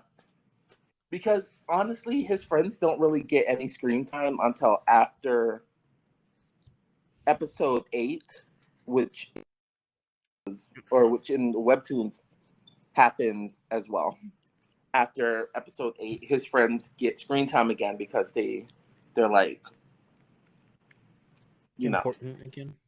They Anyways. become important because we have to be shown that they weren't terrible people, but they also didn't do anything. Yeah. They could have. They decided not to. Yeah. So Charlie and Nick are trying to make the best out of a bad situation. Obviously, Ben is jealous. Call it what it is. No matter how much Ben claims that he did not have feelings for Charlie, he's certainly mad that Charlie and Nick seem to be in close. So they go to the movies, and obviously, like Carl said, people are there that aren't supposed to be there. But Nick's trying to do his best to keep that off Charlie's mind. They go to see the movie. They get through the movie without any real hiccups. And then Harry belittles him constantly. Just a bunch of eroding questions and Charlie just walks away. And then Nick comes out and apologizes to Charlie. Oh, I didn't see this. What's up? So they show when Ben sees Nick hold Charlie's hand. Yeah. You mean Harry? No, Ben sees Nick hold Charlie's hand because Harry's sitting far away. Oh, that's right. That's right. There's that too. Yeah. Yeah, and as Nick walks away, Ben pops up. And Ugh. Ben is just like a complete another dick boy to him.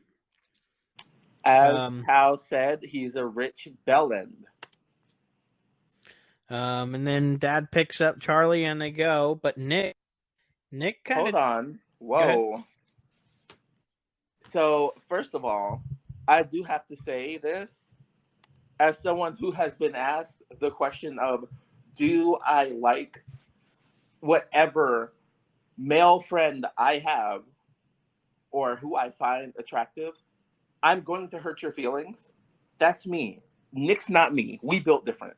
Because I like to fight. I like to swing. I feel good about it. But it is really annoying. If you have someone who's queer, don't ask them every guy that they bring around. Don't ask them, are they dating? That's weird. That's gross. We don't like that. Yeah, And Harry, I mean, that's way too many men. And then we get Ben, because we can't escape this asshole who has to come in and belittle Charlie one more time. And I absolutely believe if Charlie's father wasn't there, Ben was going to try the same shit he did at school. Mm-hmm. And the look on Charlie's father's face, he's like, I could run this kid over right now. Would you like me to? I will commit murder for you, Charlie.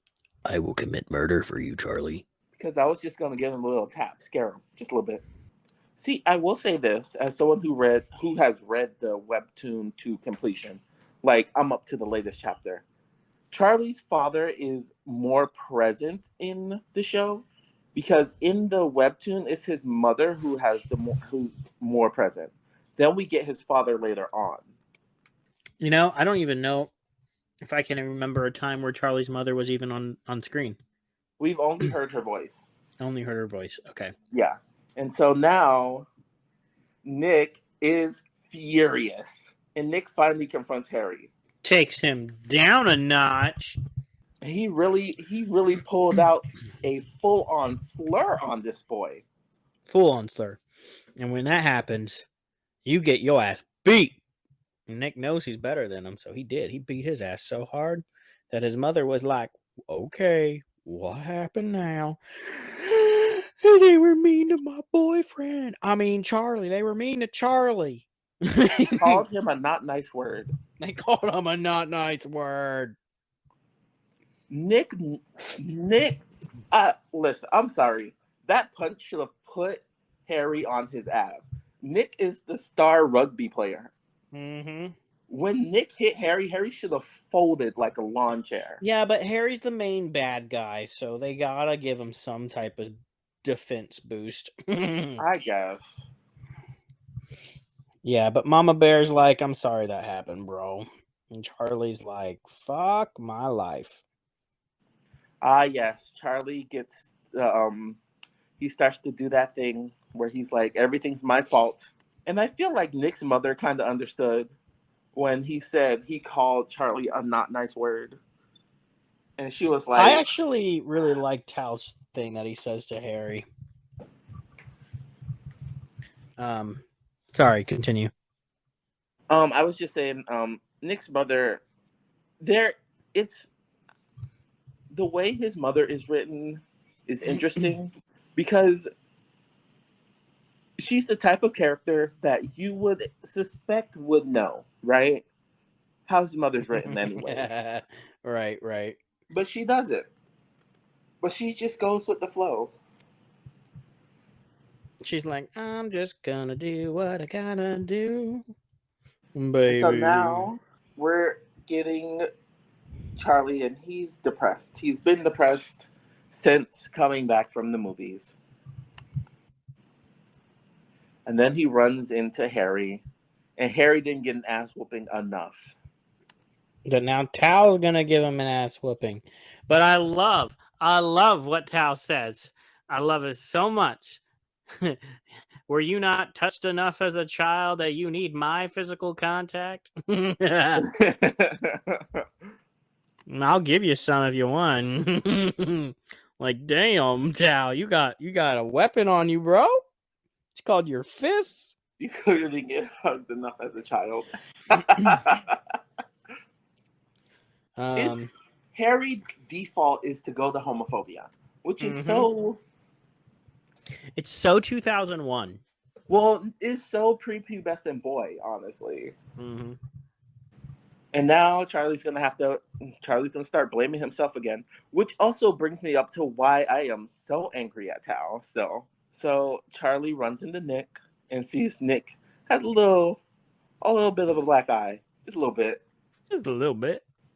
And he explains everything to him and lays his head on Charlie's shoulder. I was going to say chest, but probably wasn't chest in that school. I'm going to say this about this. There was this moment in the webtoon that this kind of happened, and it was so funny because the entire class, and it happened while they were still hiding their relationship. The entire class is like, they're clearly dating, right? Like, clearly. It's like there's no ifs, ands, or buts about it, but they haven't said anything, so I guess we'll pretend that they're not. And then Charlie's back to eating lunch alone. In the art room. All by him lonesome. But honestly, he's just trying to get a clear picture, I think, of what he needs to do. Well, he's also very much blaming himself for what happened, which we know is not the truth. We know that Harry's an asshole, and I get where Charlie's coming from because the whole thing with Ben probably fucked up his mental health completely. But I think Charlie also has to sit down and realize that Nick is just as queer. Like, Nick's queer identity, whenever they make fun of Charlie for it, they're inadvertently making fun of Nick for his. So obviously, Nick's going to lash out. Then we jump to Tao and Elle and their conversation about Charlie and what's going on with Harry and everything and the fighting. And Elle's like, fighting? And like, verbally.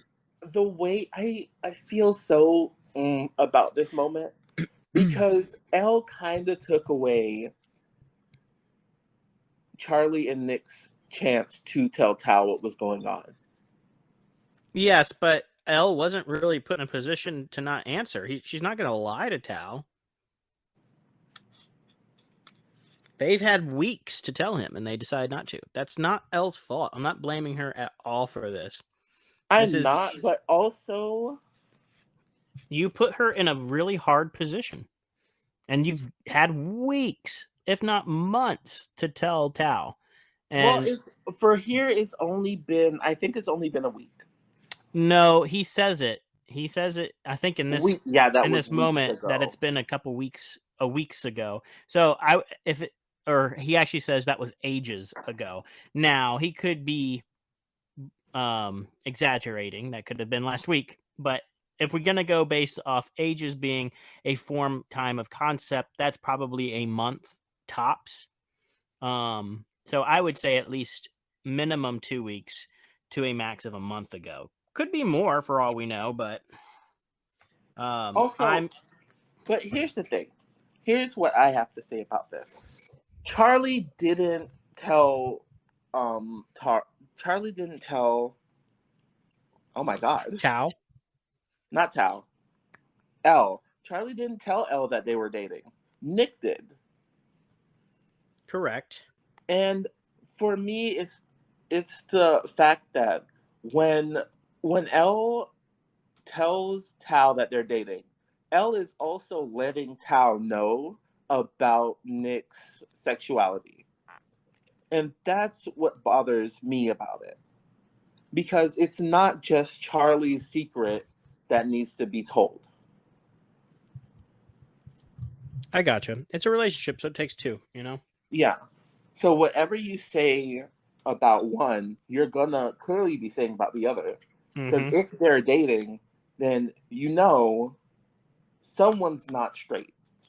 And then we get a surprise visit from Elle. At Charlie's? No, Wait, Tao. what? Yeah, that's what you mean. Yeah. Yeah. Because Charlie But and Nick prior to are that, making plans. Charlie sets up a meeting with Nick. A Yeah. meeting. And then, yeah, Elle comes over to Tao's and is like, hey, baby cakes, you want me to fix that potato shoe for you? Because I'm going to fix that potato shoe for you. And he's like, all right, you can fix it for me. Thanks, baby. And that's what happens. And then we jump to the fight of a lifetime. Tao finally physically fights Harry. Well, prior to the fight happening, he pretty much tells Charlie to fuck off because you've pretty much ditched our relationship. And then Charlie doesn't really know how to respond, so then he's gonna break up with. Okay, but the thing is, he told Tao he was gonna be there in a bit. Mm-hmm. He did. You're right. It's Then not like Tal he's. starts a fight with Harry. It's not like he said, "I'm." Oh well, you're gonna have to eat lunch alone. He said, "I'll be there in a bit. I just want to meet up with Nick for a second." Yeah, nothing wrong with that. Gotta do what you gotta do. But then the kids start rushing in about the fight, and they go to save Tao. Pretty much save Tao is the best way to put it. Nick jumps in the This middle and starts fight beating Harry's ass, and has to be so embarrassing for Harry because you're on the rugby team and Tao took you down. I always think Tao's got a fight in him. Well, yeah, he's like 8 feet tall. And then, yeah, so Tao pretty much says, I thought we were friends, but you've forgotten. It's all your fault that I fought this motherfucker. Bye. And then See, that's the end of the episode. It's also this. It adds fuel to the fire of why I don't like Tao. Yeah, that was kind of dick move on his part. Because how are you gonna go? And I'm jumping ahead a little bit for what happens when Tao and Nick finally talk. How are you gonna tell Nick that Charlie always thinks everything's his fault, but then you tell him it's your fault that I just got into a fight? Hello? Yeah. And I will say, if they are continuing the story that they continue in the webtoon, I'm gonna have even more of a reason to have beef with this man. Mm-hmm. Hey, can you go tell that car to shut up? You know I can't. But we're on to the next episode, so it should stop short. Oh, it's not just the next episode. We are on the finale, boys. And this episode is episode 8. Boyfriend. Yes, it is. One of my favorite episodes, honestly. I had a lot of favorite episodes in the show. This episode made me smile a lot. Yeah. By the way, just so we all know, the production company is Seesaw Productions. I just think that's fucking hilarious. Good job, guys. So it opens up on Charlie at his drum set,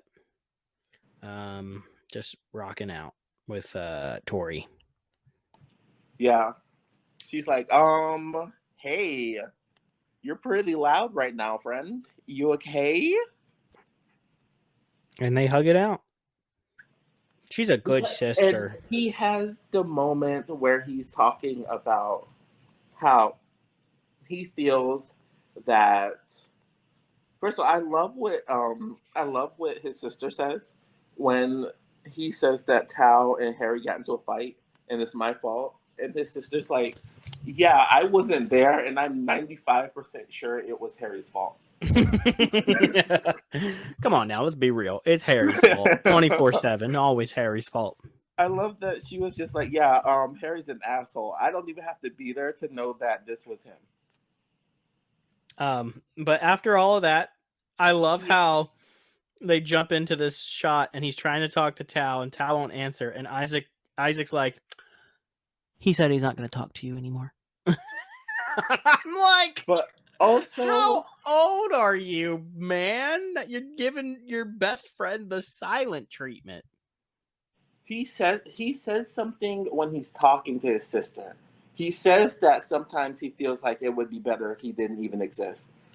That's a red flag, people, and I want you to remember that line when season 2 starts. Oh, that's fucked up that you would give away a spoiler like that. Oh, that's not a spoiler. Oh, that's a spoiler. That's not a spoiler. Okay, it's a spiraler. No, it's an appetizer. Ew. I love an Why? appetizer. I love these two. I'm so Which glad two? he has her in his life. Oh, I was about to say, who? Oh, the sister. Listen, again, Charlie's better than me because I would have swung on Tao in the class. But that's me. I'm violent sometimes, just a little bit. Yeah, true enough. The stupid hippie hair. So eventually Tal does talk and he breaks his silence code like a little bitch because he can't even keep that up. Well, first Charlie quits the rugby team. And Coach Singh she's upset because she sees that Charlie actually likes rugby. And is even like, did somebody say something? I'll go beat their asses. And I'm like, I don't think the teacher should be kicking anybody's kid's ass, but I understand you can kick them out of the team. She's the rugby teacher, so what do we know that she probably can kick their ass legally? Maybe in a different form and way. Hey, you can't. You're going to train for the next 6 hours, ma'am. I've only ever trained for 2 hours at a time. Well, guess you're going to be hurting by the end of the day, aren't you, bitch? Oh shit! What did I do? You know what you did, damn it. This hurts you way more than it hurts me. So Nick and Charlie talk a little bit, and wait, Nick and Charlie talk a little? No, yeah, 29:35. Oh, yeah, Charlie's avoiding Nick. Mm-hmm. Nick but and Nick Tal asks, oh, we're a little. I guess I'm a little bit past this. He does. Hey, he's quitting the team. Blah blah blah blah blah. Yeah. All right. So now Tal and Nick are talking. Because they both thought they'd be there today, and he was not there for either of them. And they kind of have their moment finally, where they're just like, "Listen, I love the guy, and you love the guy. Why can't we love the guy together?" I'm sorry, I just can't. Tal is making Charlie's entire experience about him. Mm-hmm. That's why I don't like Tal. Oh, it's coming back to me now. Why? So remember the movie I told you about, Love, Simon? Okay. There's a very similar something happens in this movie. And I get it. Teenagers are selfish, blah, blah, blah, whatever. Mm-hmm. But like, there has to be something when it comes to your friend.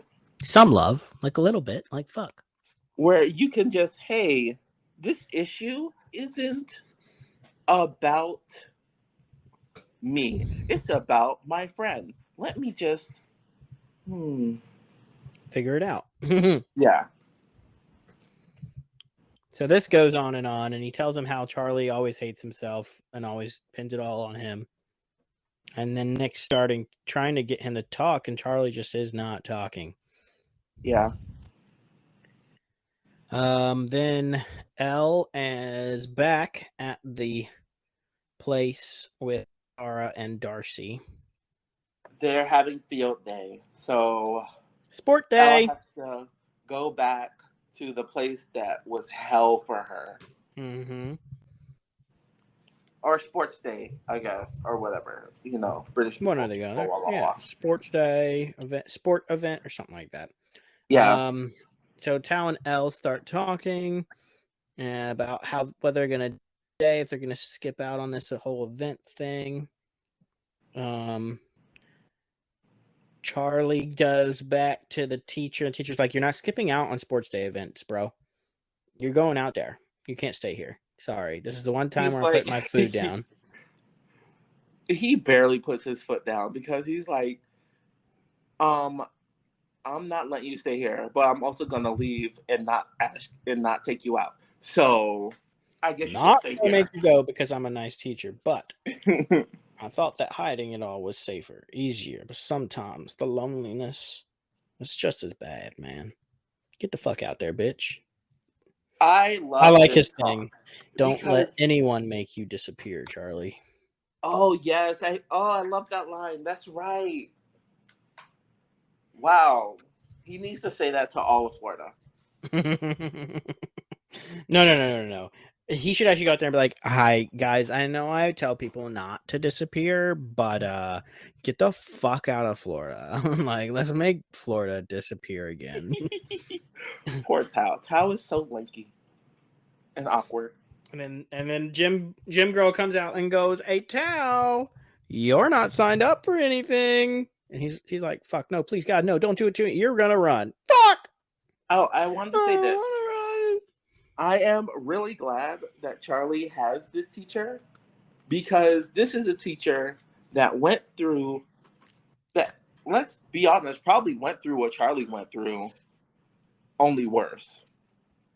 I can see that. Yeah, different time period too. Mm-hmm. So Charlie has this older queer man to kind of help him. Mm-hmm. And I love that. So then Charlie walks out and says, "Listen, I got your back, Tao. Give me the vest." Again, I would have just watched him run and laughed while he tripped. If I was Charlie, I would have been like, "Haha, bitch, I'm gonna watch you." No, I would have traded with someone else and like, all right, Tal, I guess we're racing now, huh? Yeah, I can see that too. And of course, who is he racing against? Fucking Ben. Little bitch Ben. And then he clears his ass. And this, oh, I was waiting for Dude, this I moment. love this I part. was Not only waiting does he for this win, moment. oh, he just destroys Ben and pretty much is like, "Listen, bitch, I can do whatever the fuck I want, but you can't, because I'll tell your fucking secrets. What are you gonna tell? Tell the whole world I'm fucking gay? Guess what? I can tell the whole world you're gay. It'll ruin your fucking life. So shut the fuck up, leave And me then alone, and I hate your ass." when he's like, but I wouldn't do that because I'm a good person. Fucking great. And of course, Charlie cleared them, and I know they were running their hardest. And then And they both apologize for everything. this was a moment that needed to happen because I am so happy that Charlie let him have it. Mm-hmm. Mm-hmm. They had to. It was coming to the end. They needed to make sure that ended in a good note. Also, as they pan away, you see the little tear on Ben's face. What? Nah. Yes. You're making that up. I'm not making it up. No. Ben can't cry because he's a little bitch already. I'm looking at the tear. Hold on. Take a picture of it, send it to me, and we're putting it on sending Instagram. Because I remember seeing it and I was like, oh, wow, Charlie ruined this boy. Mm-hmm. Then Tao and Charlie hug it out, and they both apologize to each other, and then Tao and Elle go for a run through paradise together, which is just as cool. I wish I could take the video, but can't use the video while I'm doing yeah.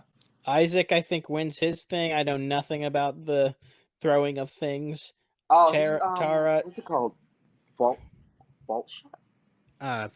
Volt. No, I don't think it's a volt. Javelin. I think it's javelin. Yeah. Yeah. But it didn't look like he threw it that far, so I'm under the impression that maybe the least amount is better, or maybe there were things for points. I don't know. Regardless, it looked like he won. How javelin works is you want to get to the point line, and that is what he did. He actually threw it pretty far. Nice. And I love this little moments that they're having of like, we see Tara clearing the high jump. Love that for her. Then we jump after those two guys winning. back to Tao and Elle having a moment about how he sucks at landscaping because he put people on. So, did you scream at your screen like I did? Because I was waiting for the kiss. Oh yeah. I've been waiting for the kiss this time too. Where was it? It never happened. Where the fuck's the kiss, guys? Where is it? You can't just. Well, they aren't even boyfriend girlfriend yet, but you know. They were Next like, season. "Oh, you want to see them kiss? Well, I guess you better ask Netflix to give us a second season." Yeah, you want to see them kiss? You better get in there. Yeah, but they did. They kissed right there. That's when they kissed, right there. I was gonna tell you something. Well, they also, just like what happened at the arcade when Elle's stars turned into hearts, we see Tao get the little butterflies. Anyways, they like each other, but they just aren't there yet mentally. Not yet. And then Nick goes out there and plays his rugby, and he kicks everybody's asses, and then he gotta score the point, and he's not scoring the point, and he's not scoring the point, and he's looking away, and he's not scoring the point, and the teacher's like, "What are you doing, you dumb shit?" And I'm just saying, as a person that would, from looking out from the camera, this would look really fucking weird, but from the camera's perspective, it doesn't. I'm just saying, he walks through all these people to get to Charlie and says, "Hey, baby," without actually using any words, and grabs his hand and says, "Come with me," even though he doesn't say that either. He just looks him in the eye and says, "You're coming with me, bitch." And I love how the kid's like, "You gonna stop him?" And the professor's like, "Of course not. This is one time where I'm okay with them breaking the rules."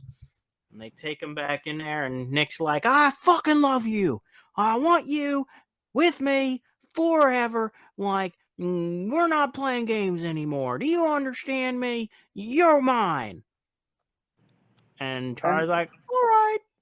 we also see the moment when Imogene sees it and she's like, "Oh, they're together. I love that for them." And they just start She's making out so in the hallway. happy. And Charlie's like, "Wait, we're in the hall." And Nick's like, "Who the fuck cares? You Who free is on this? Sunday?" Who the fuck is this student that is ridiculously taller than Tao? You Who gotta is take a this? screenshot because I didn't see that. And then Nick takes Charlie on a trip to the Now beach. you know you can't. You can't do screenshots on Netflix. Yeah, you can. No, they come out blank. What? I've never done that. You're a liar. I'm not. All right, I'm gonna try it right now. No way! I've never done that before. Yeah, you can't take screenshots on Netflix. All right, well then just grab another phone and take a picture of it. You also can't take screenshots on Crunchyroll. Huh. All right, well, you just taught me something today, guys, and all of the podcasts that didn't know. There you go. Look at Yeah, that. that's why it's so hard to get pictures for Instagram. Because can't screenshot this. But you can take a picture of you looking at Netflix. So and that's what I do. How about dim apples? So anyways, yeah, they go to the beach. They have a lot of fucking fun, and You jump. Yeah. No, I didn't jump. I've been telling this story. And they hug it out and they say, "You're my boyfriend now, right?" And they laugh and they real laugh and they laugh some more. And he's like, "Of course. We never confirmed it. You're my boyfriend. You're my boyfriend." Here's where I have an cute. issue. Here's why I have an issue. Because why did he walk into the fucking ocean with his shoes and socks on? Okay, listen. This is the scene that was supposed to happen. Okay, I'm just letting you know. And then the water was probably too cold, or there was a storm inbound, and this is probably color coded to match. But that's probably what it was. The scene probably was both of them going into the water, and there was probably supposed to be a full water scene, and then something cut, and then they had to make do with what they could. Well, I know, I know about this scene actually. This was their last scene shot together. Um, like this is the last scene that they shoot Mhm. for the entire series, right? Okay. And apparently Joe Locke was was kind of getting on um Connor. That's his name. Nick's nerve. Oh So no! when he almost dropped him, that was very much real. He was like, I'm gonna just drop him in the water. Just take him down. But then, right after they announce their boyfriends, everything goes hell in a basket, and Nick gets hit by a car. No, I'm just kidding. That didn't happen, guys. I'm Like, fucking what the with you. fuck are you watching? No, actually, he goes home and he comes out to his mother, and his mother slaps him. No, I'm just kidding. Are you okay? What's going on with you? Mother gives him a hug. 2 hugs, actually.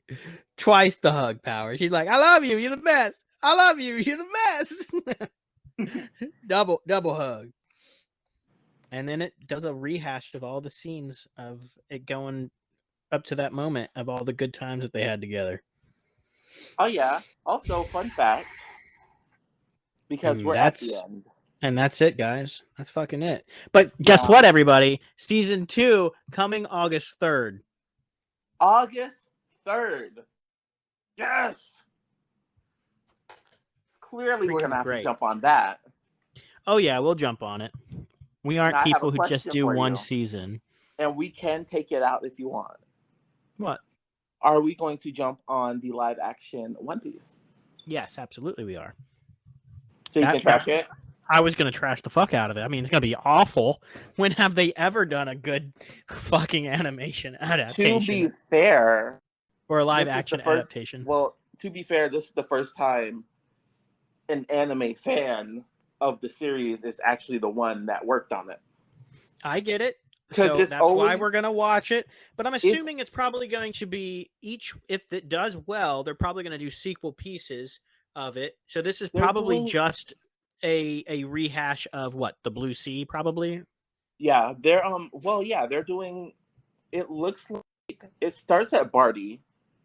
We see Buggy, we see Sanji. So we're getting a lot of actually season 1 might East Blue. That is a lot of episodes. Oh wait, is it a TV show or is it? It's a TV show. It's not a movie. It's a TV show. Okay, so then it's got to just be the Blue Sea, right? It's got to be there has to be a rehash of like the first 100 episodes. That's all I've got to. That's what I'm thinking. What do you think? The trailer was literally the trailer was Barty Baroque Works meeting Nami, Sanji, Zoro being tied up. We see Sanji saving Luffy. So that's still a lot of episodes. Well, obviously, out of the Blue Sea, only 20 episodes out of the Blue Sea are probably canon in reality. Okay, yeah, I can see that. How much? I mean, don't get me wrong, a lot of it might be canon, but I mean, there's a lot of bullshit. There's a lot of bullshit that's not needed. Hey, let's hang out on the boat and eat some fruit. There's probably 17 hours of just that. Yeah, season 1 is probably going to be when he gets the first half of his crew. Yep, that's what I can see.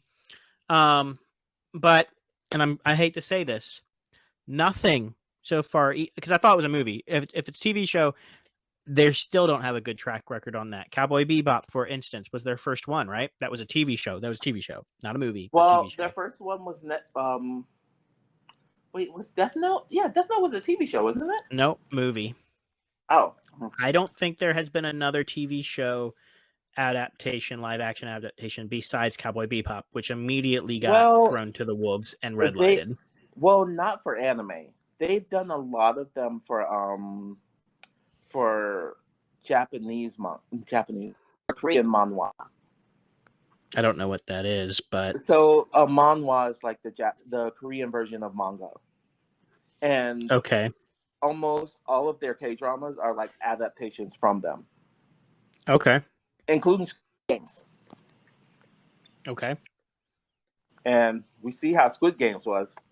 Well, I'm not giving any hope to the One Piece. I'm going to walk in with no hope at all. I'm going to go in Hold on, believing that it's going to be a failure. Alice in Borderland was a adaptation. Is a live action adaptation of a comic book. Yes. Is So not is One One Piece Piece is a manga. is a manga and an anime. They have not been able to create something in there with good ratings and continue it that was also an anime.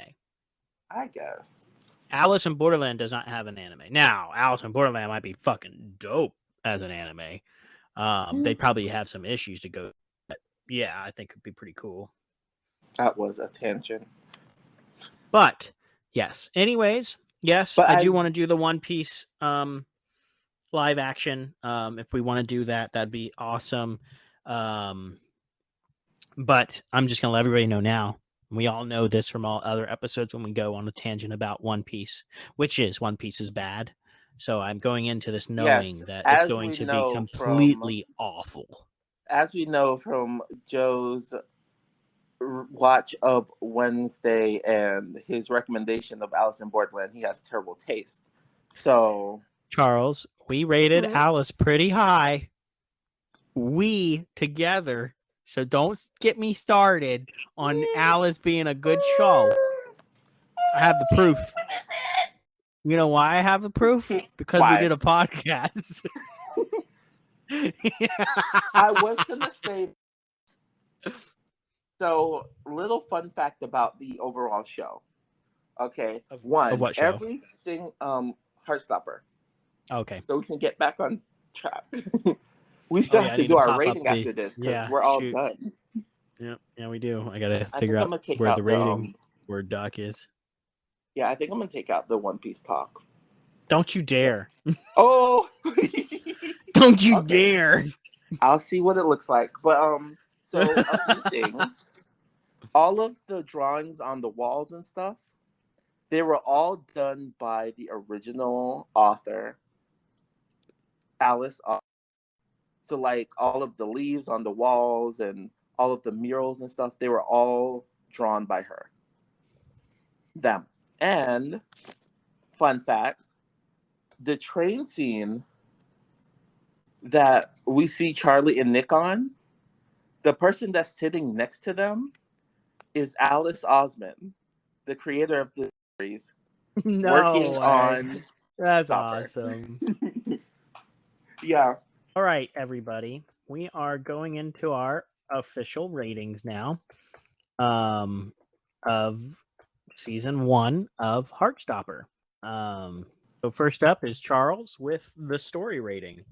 And I will say this, I am going to rate it based solely on the live action because again, I have loved Heartstopper since 2016. That's when I started reading it. So I was very invested in what they did and I'm very happy with what they did. Story wise, I'm going to give it a 4.5. Ooh, a 4.5. Okay. But here's why. And it's petty, I know. But it's just Tal's whole thing. It really it rubbed me the wrong way because how do you know that your friend blames every bad thing on himself, but then you go and blame the bad thing that happened to you that wasn't his fault on him? You're not gonna like my rating, and I'm really sorry, but I give it a 3. The story for me is just a rehash of more stories that are completely out there. I didn't see any uniqueness to the story. It's a coming out story in my eyes. It's a coming of age story. And a coming of age. It's a coming out and a coming of age story. Because we have our main character is established out. Correct. But Nick is not. Nick is the coming out story, which is, if you really want to get technical, Nick and Charlie are your mains. Nick Okay, probably yeah. has more screen time than anybody else next to Charlie. So in my eyes, it's a coming out and a coming of age story. And there's nothing that wowed me that said this is so fucking different, and or saying like they went the extra mile to show something different. So Okay. good story. It's a good story, but it's But not you've seen anything that before. you can see it in other adaptations of things as well. So my rating is because I get what you're saying about the story, but I think the way that it was, wait, is storytelling part of the story? Yes. The way that it was told for me was pretty interesting, and a lot of stuff happened that, like the whole thing with Imogen, right? Nick going to Charlie's birthday. You would have expected that he would have went to Charlie's birthday, left early, then went to Imogen's date, and then Tao would have told him what happened. That's what you're used to. But instead, they had a sit down conversation about what happened. He stayed with Charlie and then apologized to Imogen. It was very adult. And also, I it's something that the younger audience needs more, which is why my rating's so high. Because it's a story about teens being played by teenagers, and it's not 100% all rainbows and glitter, but it's also not they're doing drugs every single episode. I think I know what show you're talking about. Don't say it. I I thought won't. about watching it. Wait, but, have you not seen it? I've only seen some of it. Okay, so I'm guessing we're not gonna do that show then. It's so long. The episodes are so long. But every episode is so good. Yeah, from what I've seen, it is maybe. Well, we can discuss that down the road. Yeah. All right, next rating is plot. Is it? Yeah, next rating is plot. Well, my rating for the plot is a 4. Okay. Like you said, it's something you've seen before, but the execution was beautiful. I don't really know what the plot was in this show. No, I'm just kidding. Hello? The plot was finding a boy that likes me for me, and it was successful. You know. Let's see. Yeah, I can probably give it another solid 3. Like, it is what it is. It follows through. It's able to continue on. It doesn't leave too many plot holes, except for one little one that bugs the shit out of me. And I think earlier you heard Charles say it too. Na na na na, kiss the girl, but he didn't. Fuck him. So, it is what it is. So I'm going to give it a 3 because I feel like there was definitely some things that could have been filled up if they would have just used their time correctly. I think some of the episodes' times were so cut short compared to other ones that they decided to lengthen that they could have just kept a good 30 flat and added additional content to help supplement those plots. But, that's not my choice. That's a creative director's choice. Character development. Oh, that's a 5 for me. A 5? 5? Yeah. Wow. Yeah. It's because this show gave every character their moment to develop in either direction. Because you see Charlie, I mean, let's talk about he's kind of starting to go down a downward spiral. Just a little bit. Just a tiny bit. Oh, just so we're all on the same page, I also gave it a 5.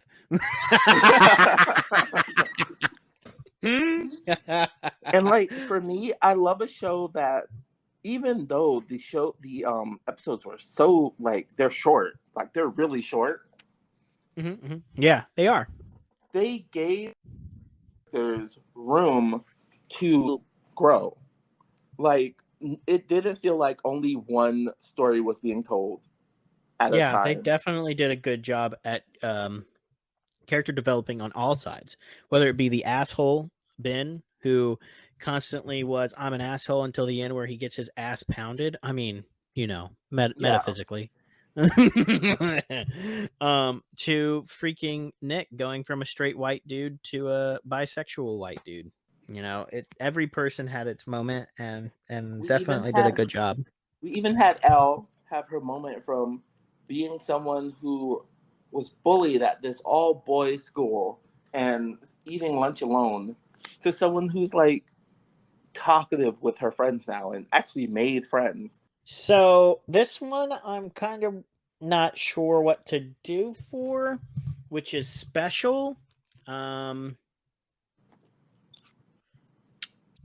gonna go with I don't know, man. Special. I don't feel like they Soundtrack. what? Soundtrack. Nah, we can't do soundtrack. Everybody's got a good soundtrack, duh. Um, we can't. Everybody. You want a soundtrack? You want the soundtrack? Well, what do you think? See, my thing was the only things that really stood out to me that could potentially be considered a special is they decided to do what some shows do, which is the adding animated bits to it. But then you also have the set designs, which were phenomenal. Oh, yes. The set designs, the coloring was everything. So why don't we go with set designs? Honestly, everything keeps popping out at me for set designs. I mean, that's probably going to give it high marks, but let's go with that. Well, you came up with it. You go first. Okay, so set designs. One that really stood out to me. By the way, I'm giving set designs a 5, and that is for one of the sets, which is the milkshakes. It took a lot, and I know it did, a lot of time for them to make those milkshake cups, probably glue all that shit together, then create different liquids for each one. And mind you, they're probably created as a milkshake texture too for them to actually drink, because they did look like they were actually drinking them. So they're probably edible. So like all of this hard work that went into something that is going to be used for 20 minutes, maybe an hour tops. And like that was just phenomenal in my opinion.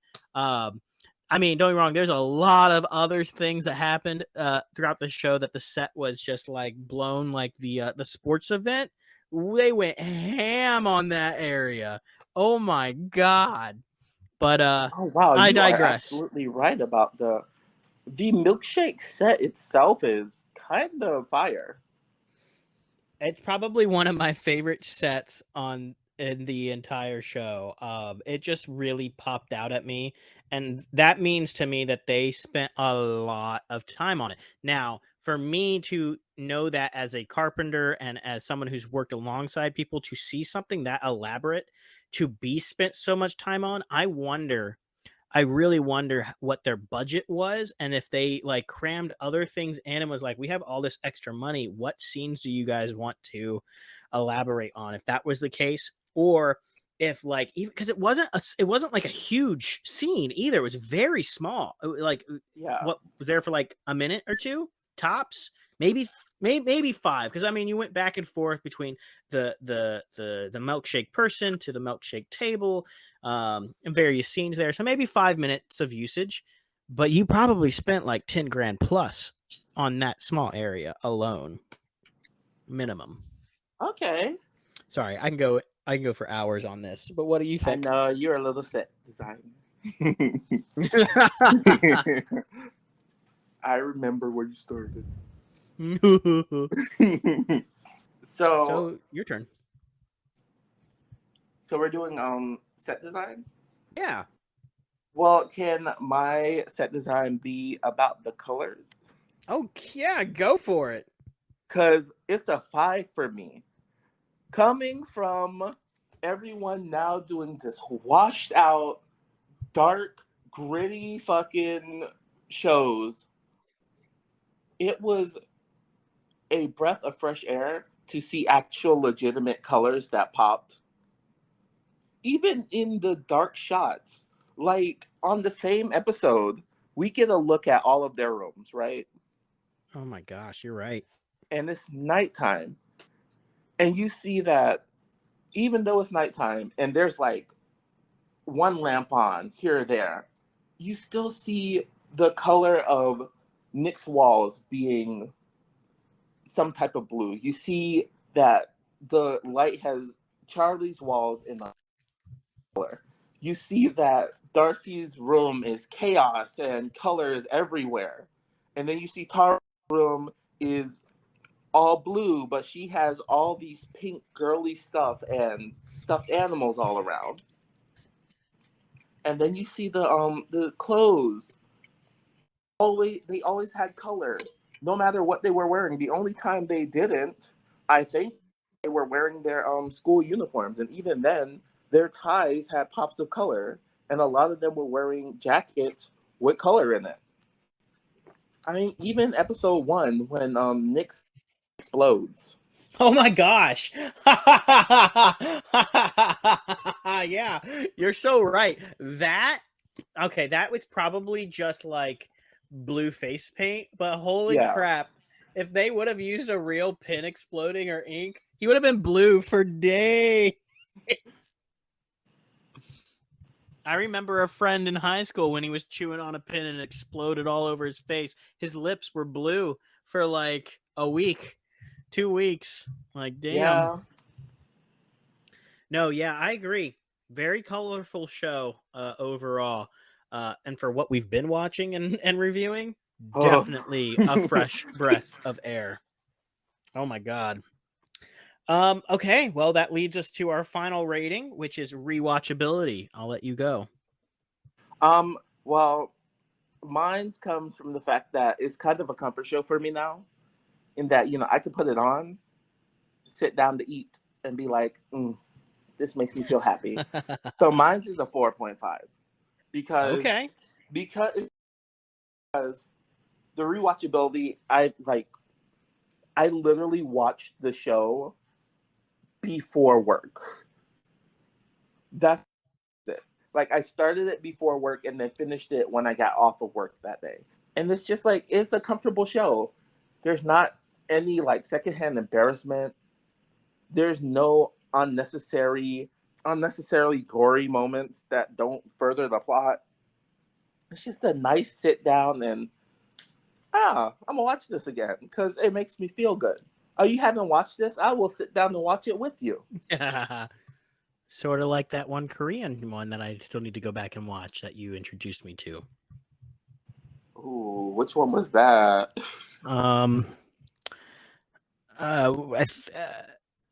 Would they play soccer? Yeah, I think some of them played soccer. I can't remember their names, but you told me they had a falling out, and so they didn't continue. But then the next season was about the other two boys. Oh, that was Ty. That's Love by Chance.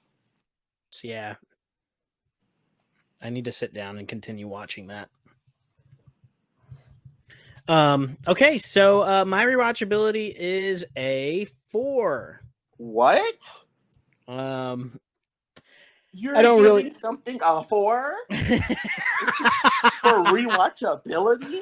Listen, short shows are always going to probably get high rewatchability if they're short and to the point. This is one of those shows that I can put on in the background as well and just be like, I know what's happening. And again, like Charles said, if somebody said they wanted to watch it, I wouldn't be upset about rewatching it. I definitely smiled a lot watching it.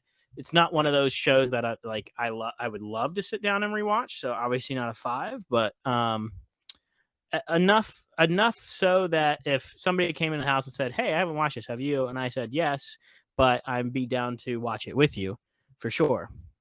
So definitely a 4, because I feel like I would still get enjoyment out of rewatching it again. Okay, work. Yeah, you were gonna say one, weren't you? You were telling me I was saying one, and we're like, "Fuck you, Yeah. bitch! This ain't no Squid Games, motherfucker." Whoa, what? You gave Squid Games a 1 for No, I watchability? would totally rewatch Squid Games like 17 times. That shit was great. This ain't no One Piece now, you hear? Whoa, whoa, Mind whoa, you, whoa. everybody, Charles has told me multiple times that I should just watch the movies that depict each arc, and I told him I would not. Literally, because I there's still 4 years of One Piece after the first part. True enough. I mean, he's right. Like, but if I'm gonna hate something, I need to hate it for real. So, anyways, on the totals, Charles for a couple. God damn it. So, this was a long one. I apologize in advance. I'm not going to get this under 2 hours, so y'all are going to have to deal.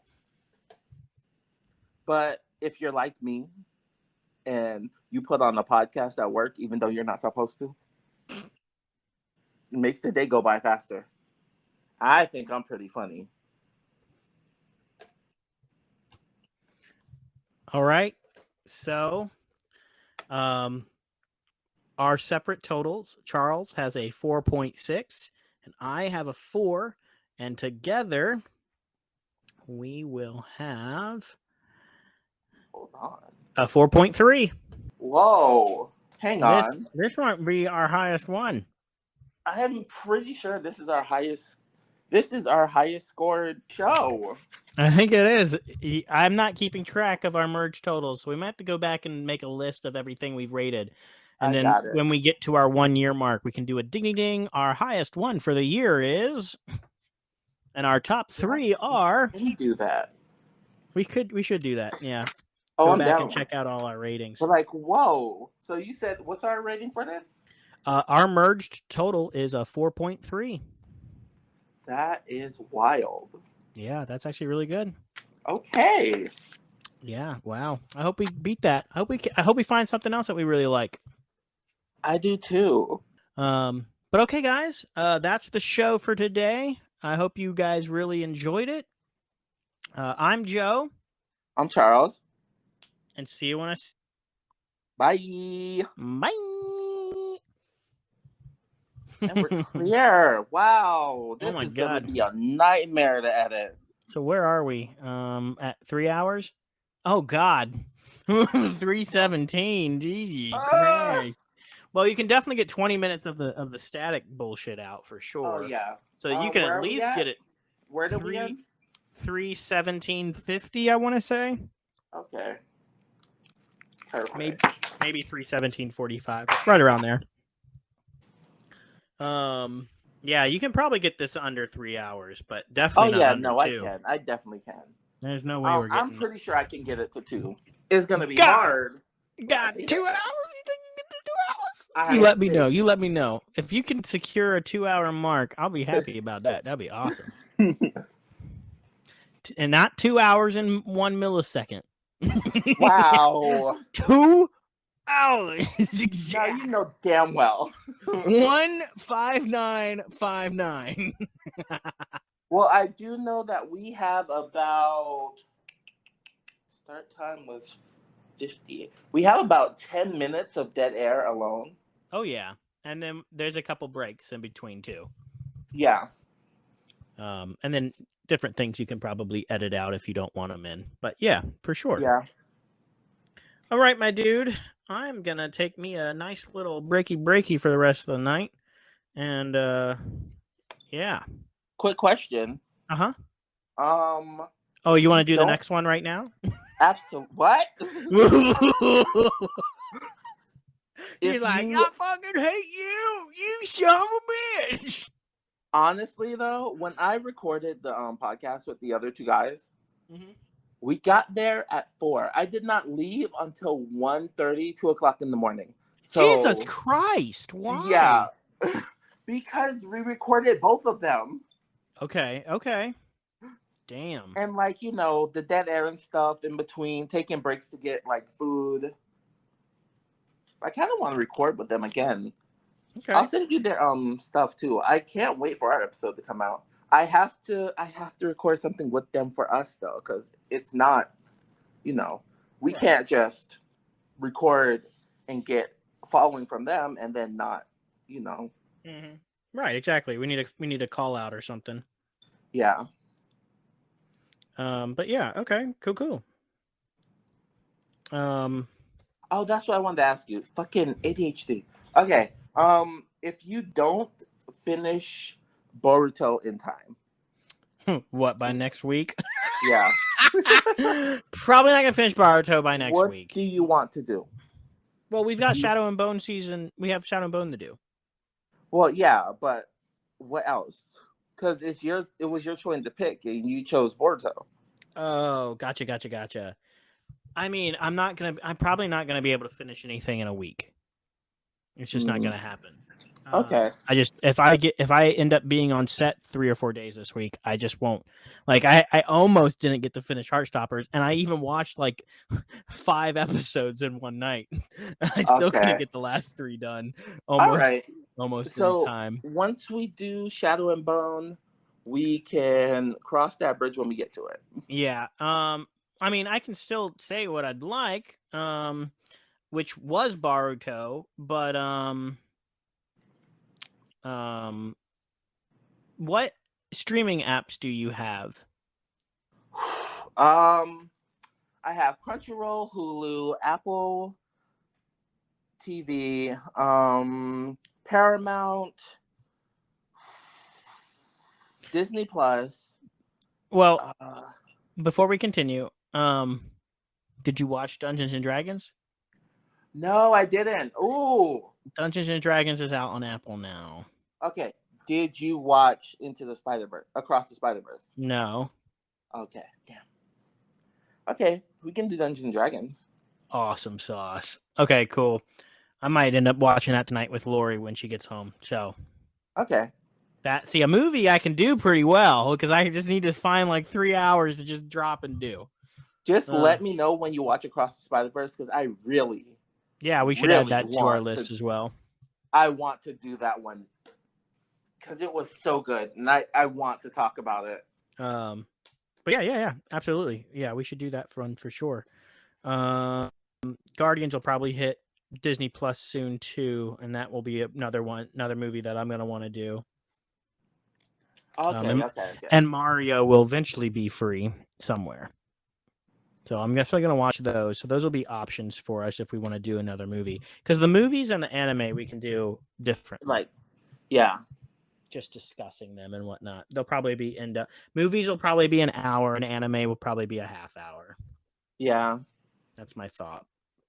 But cool. Okay. Awesome saucery. I will talk to you later, good sir. All right. Bye. Bye.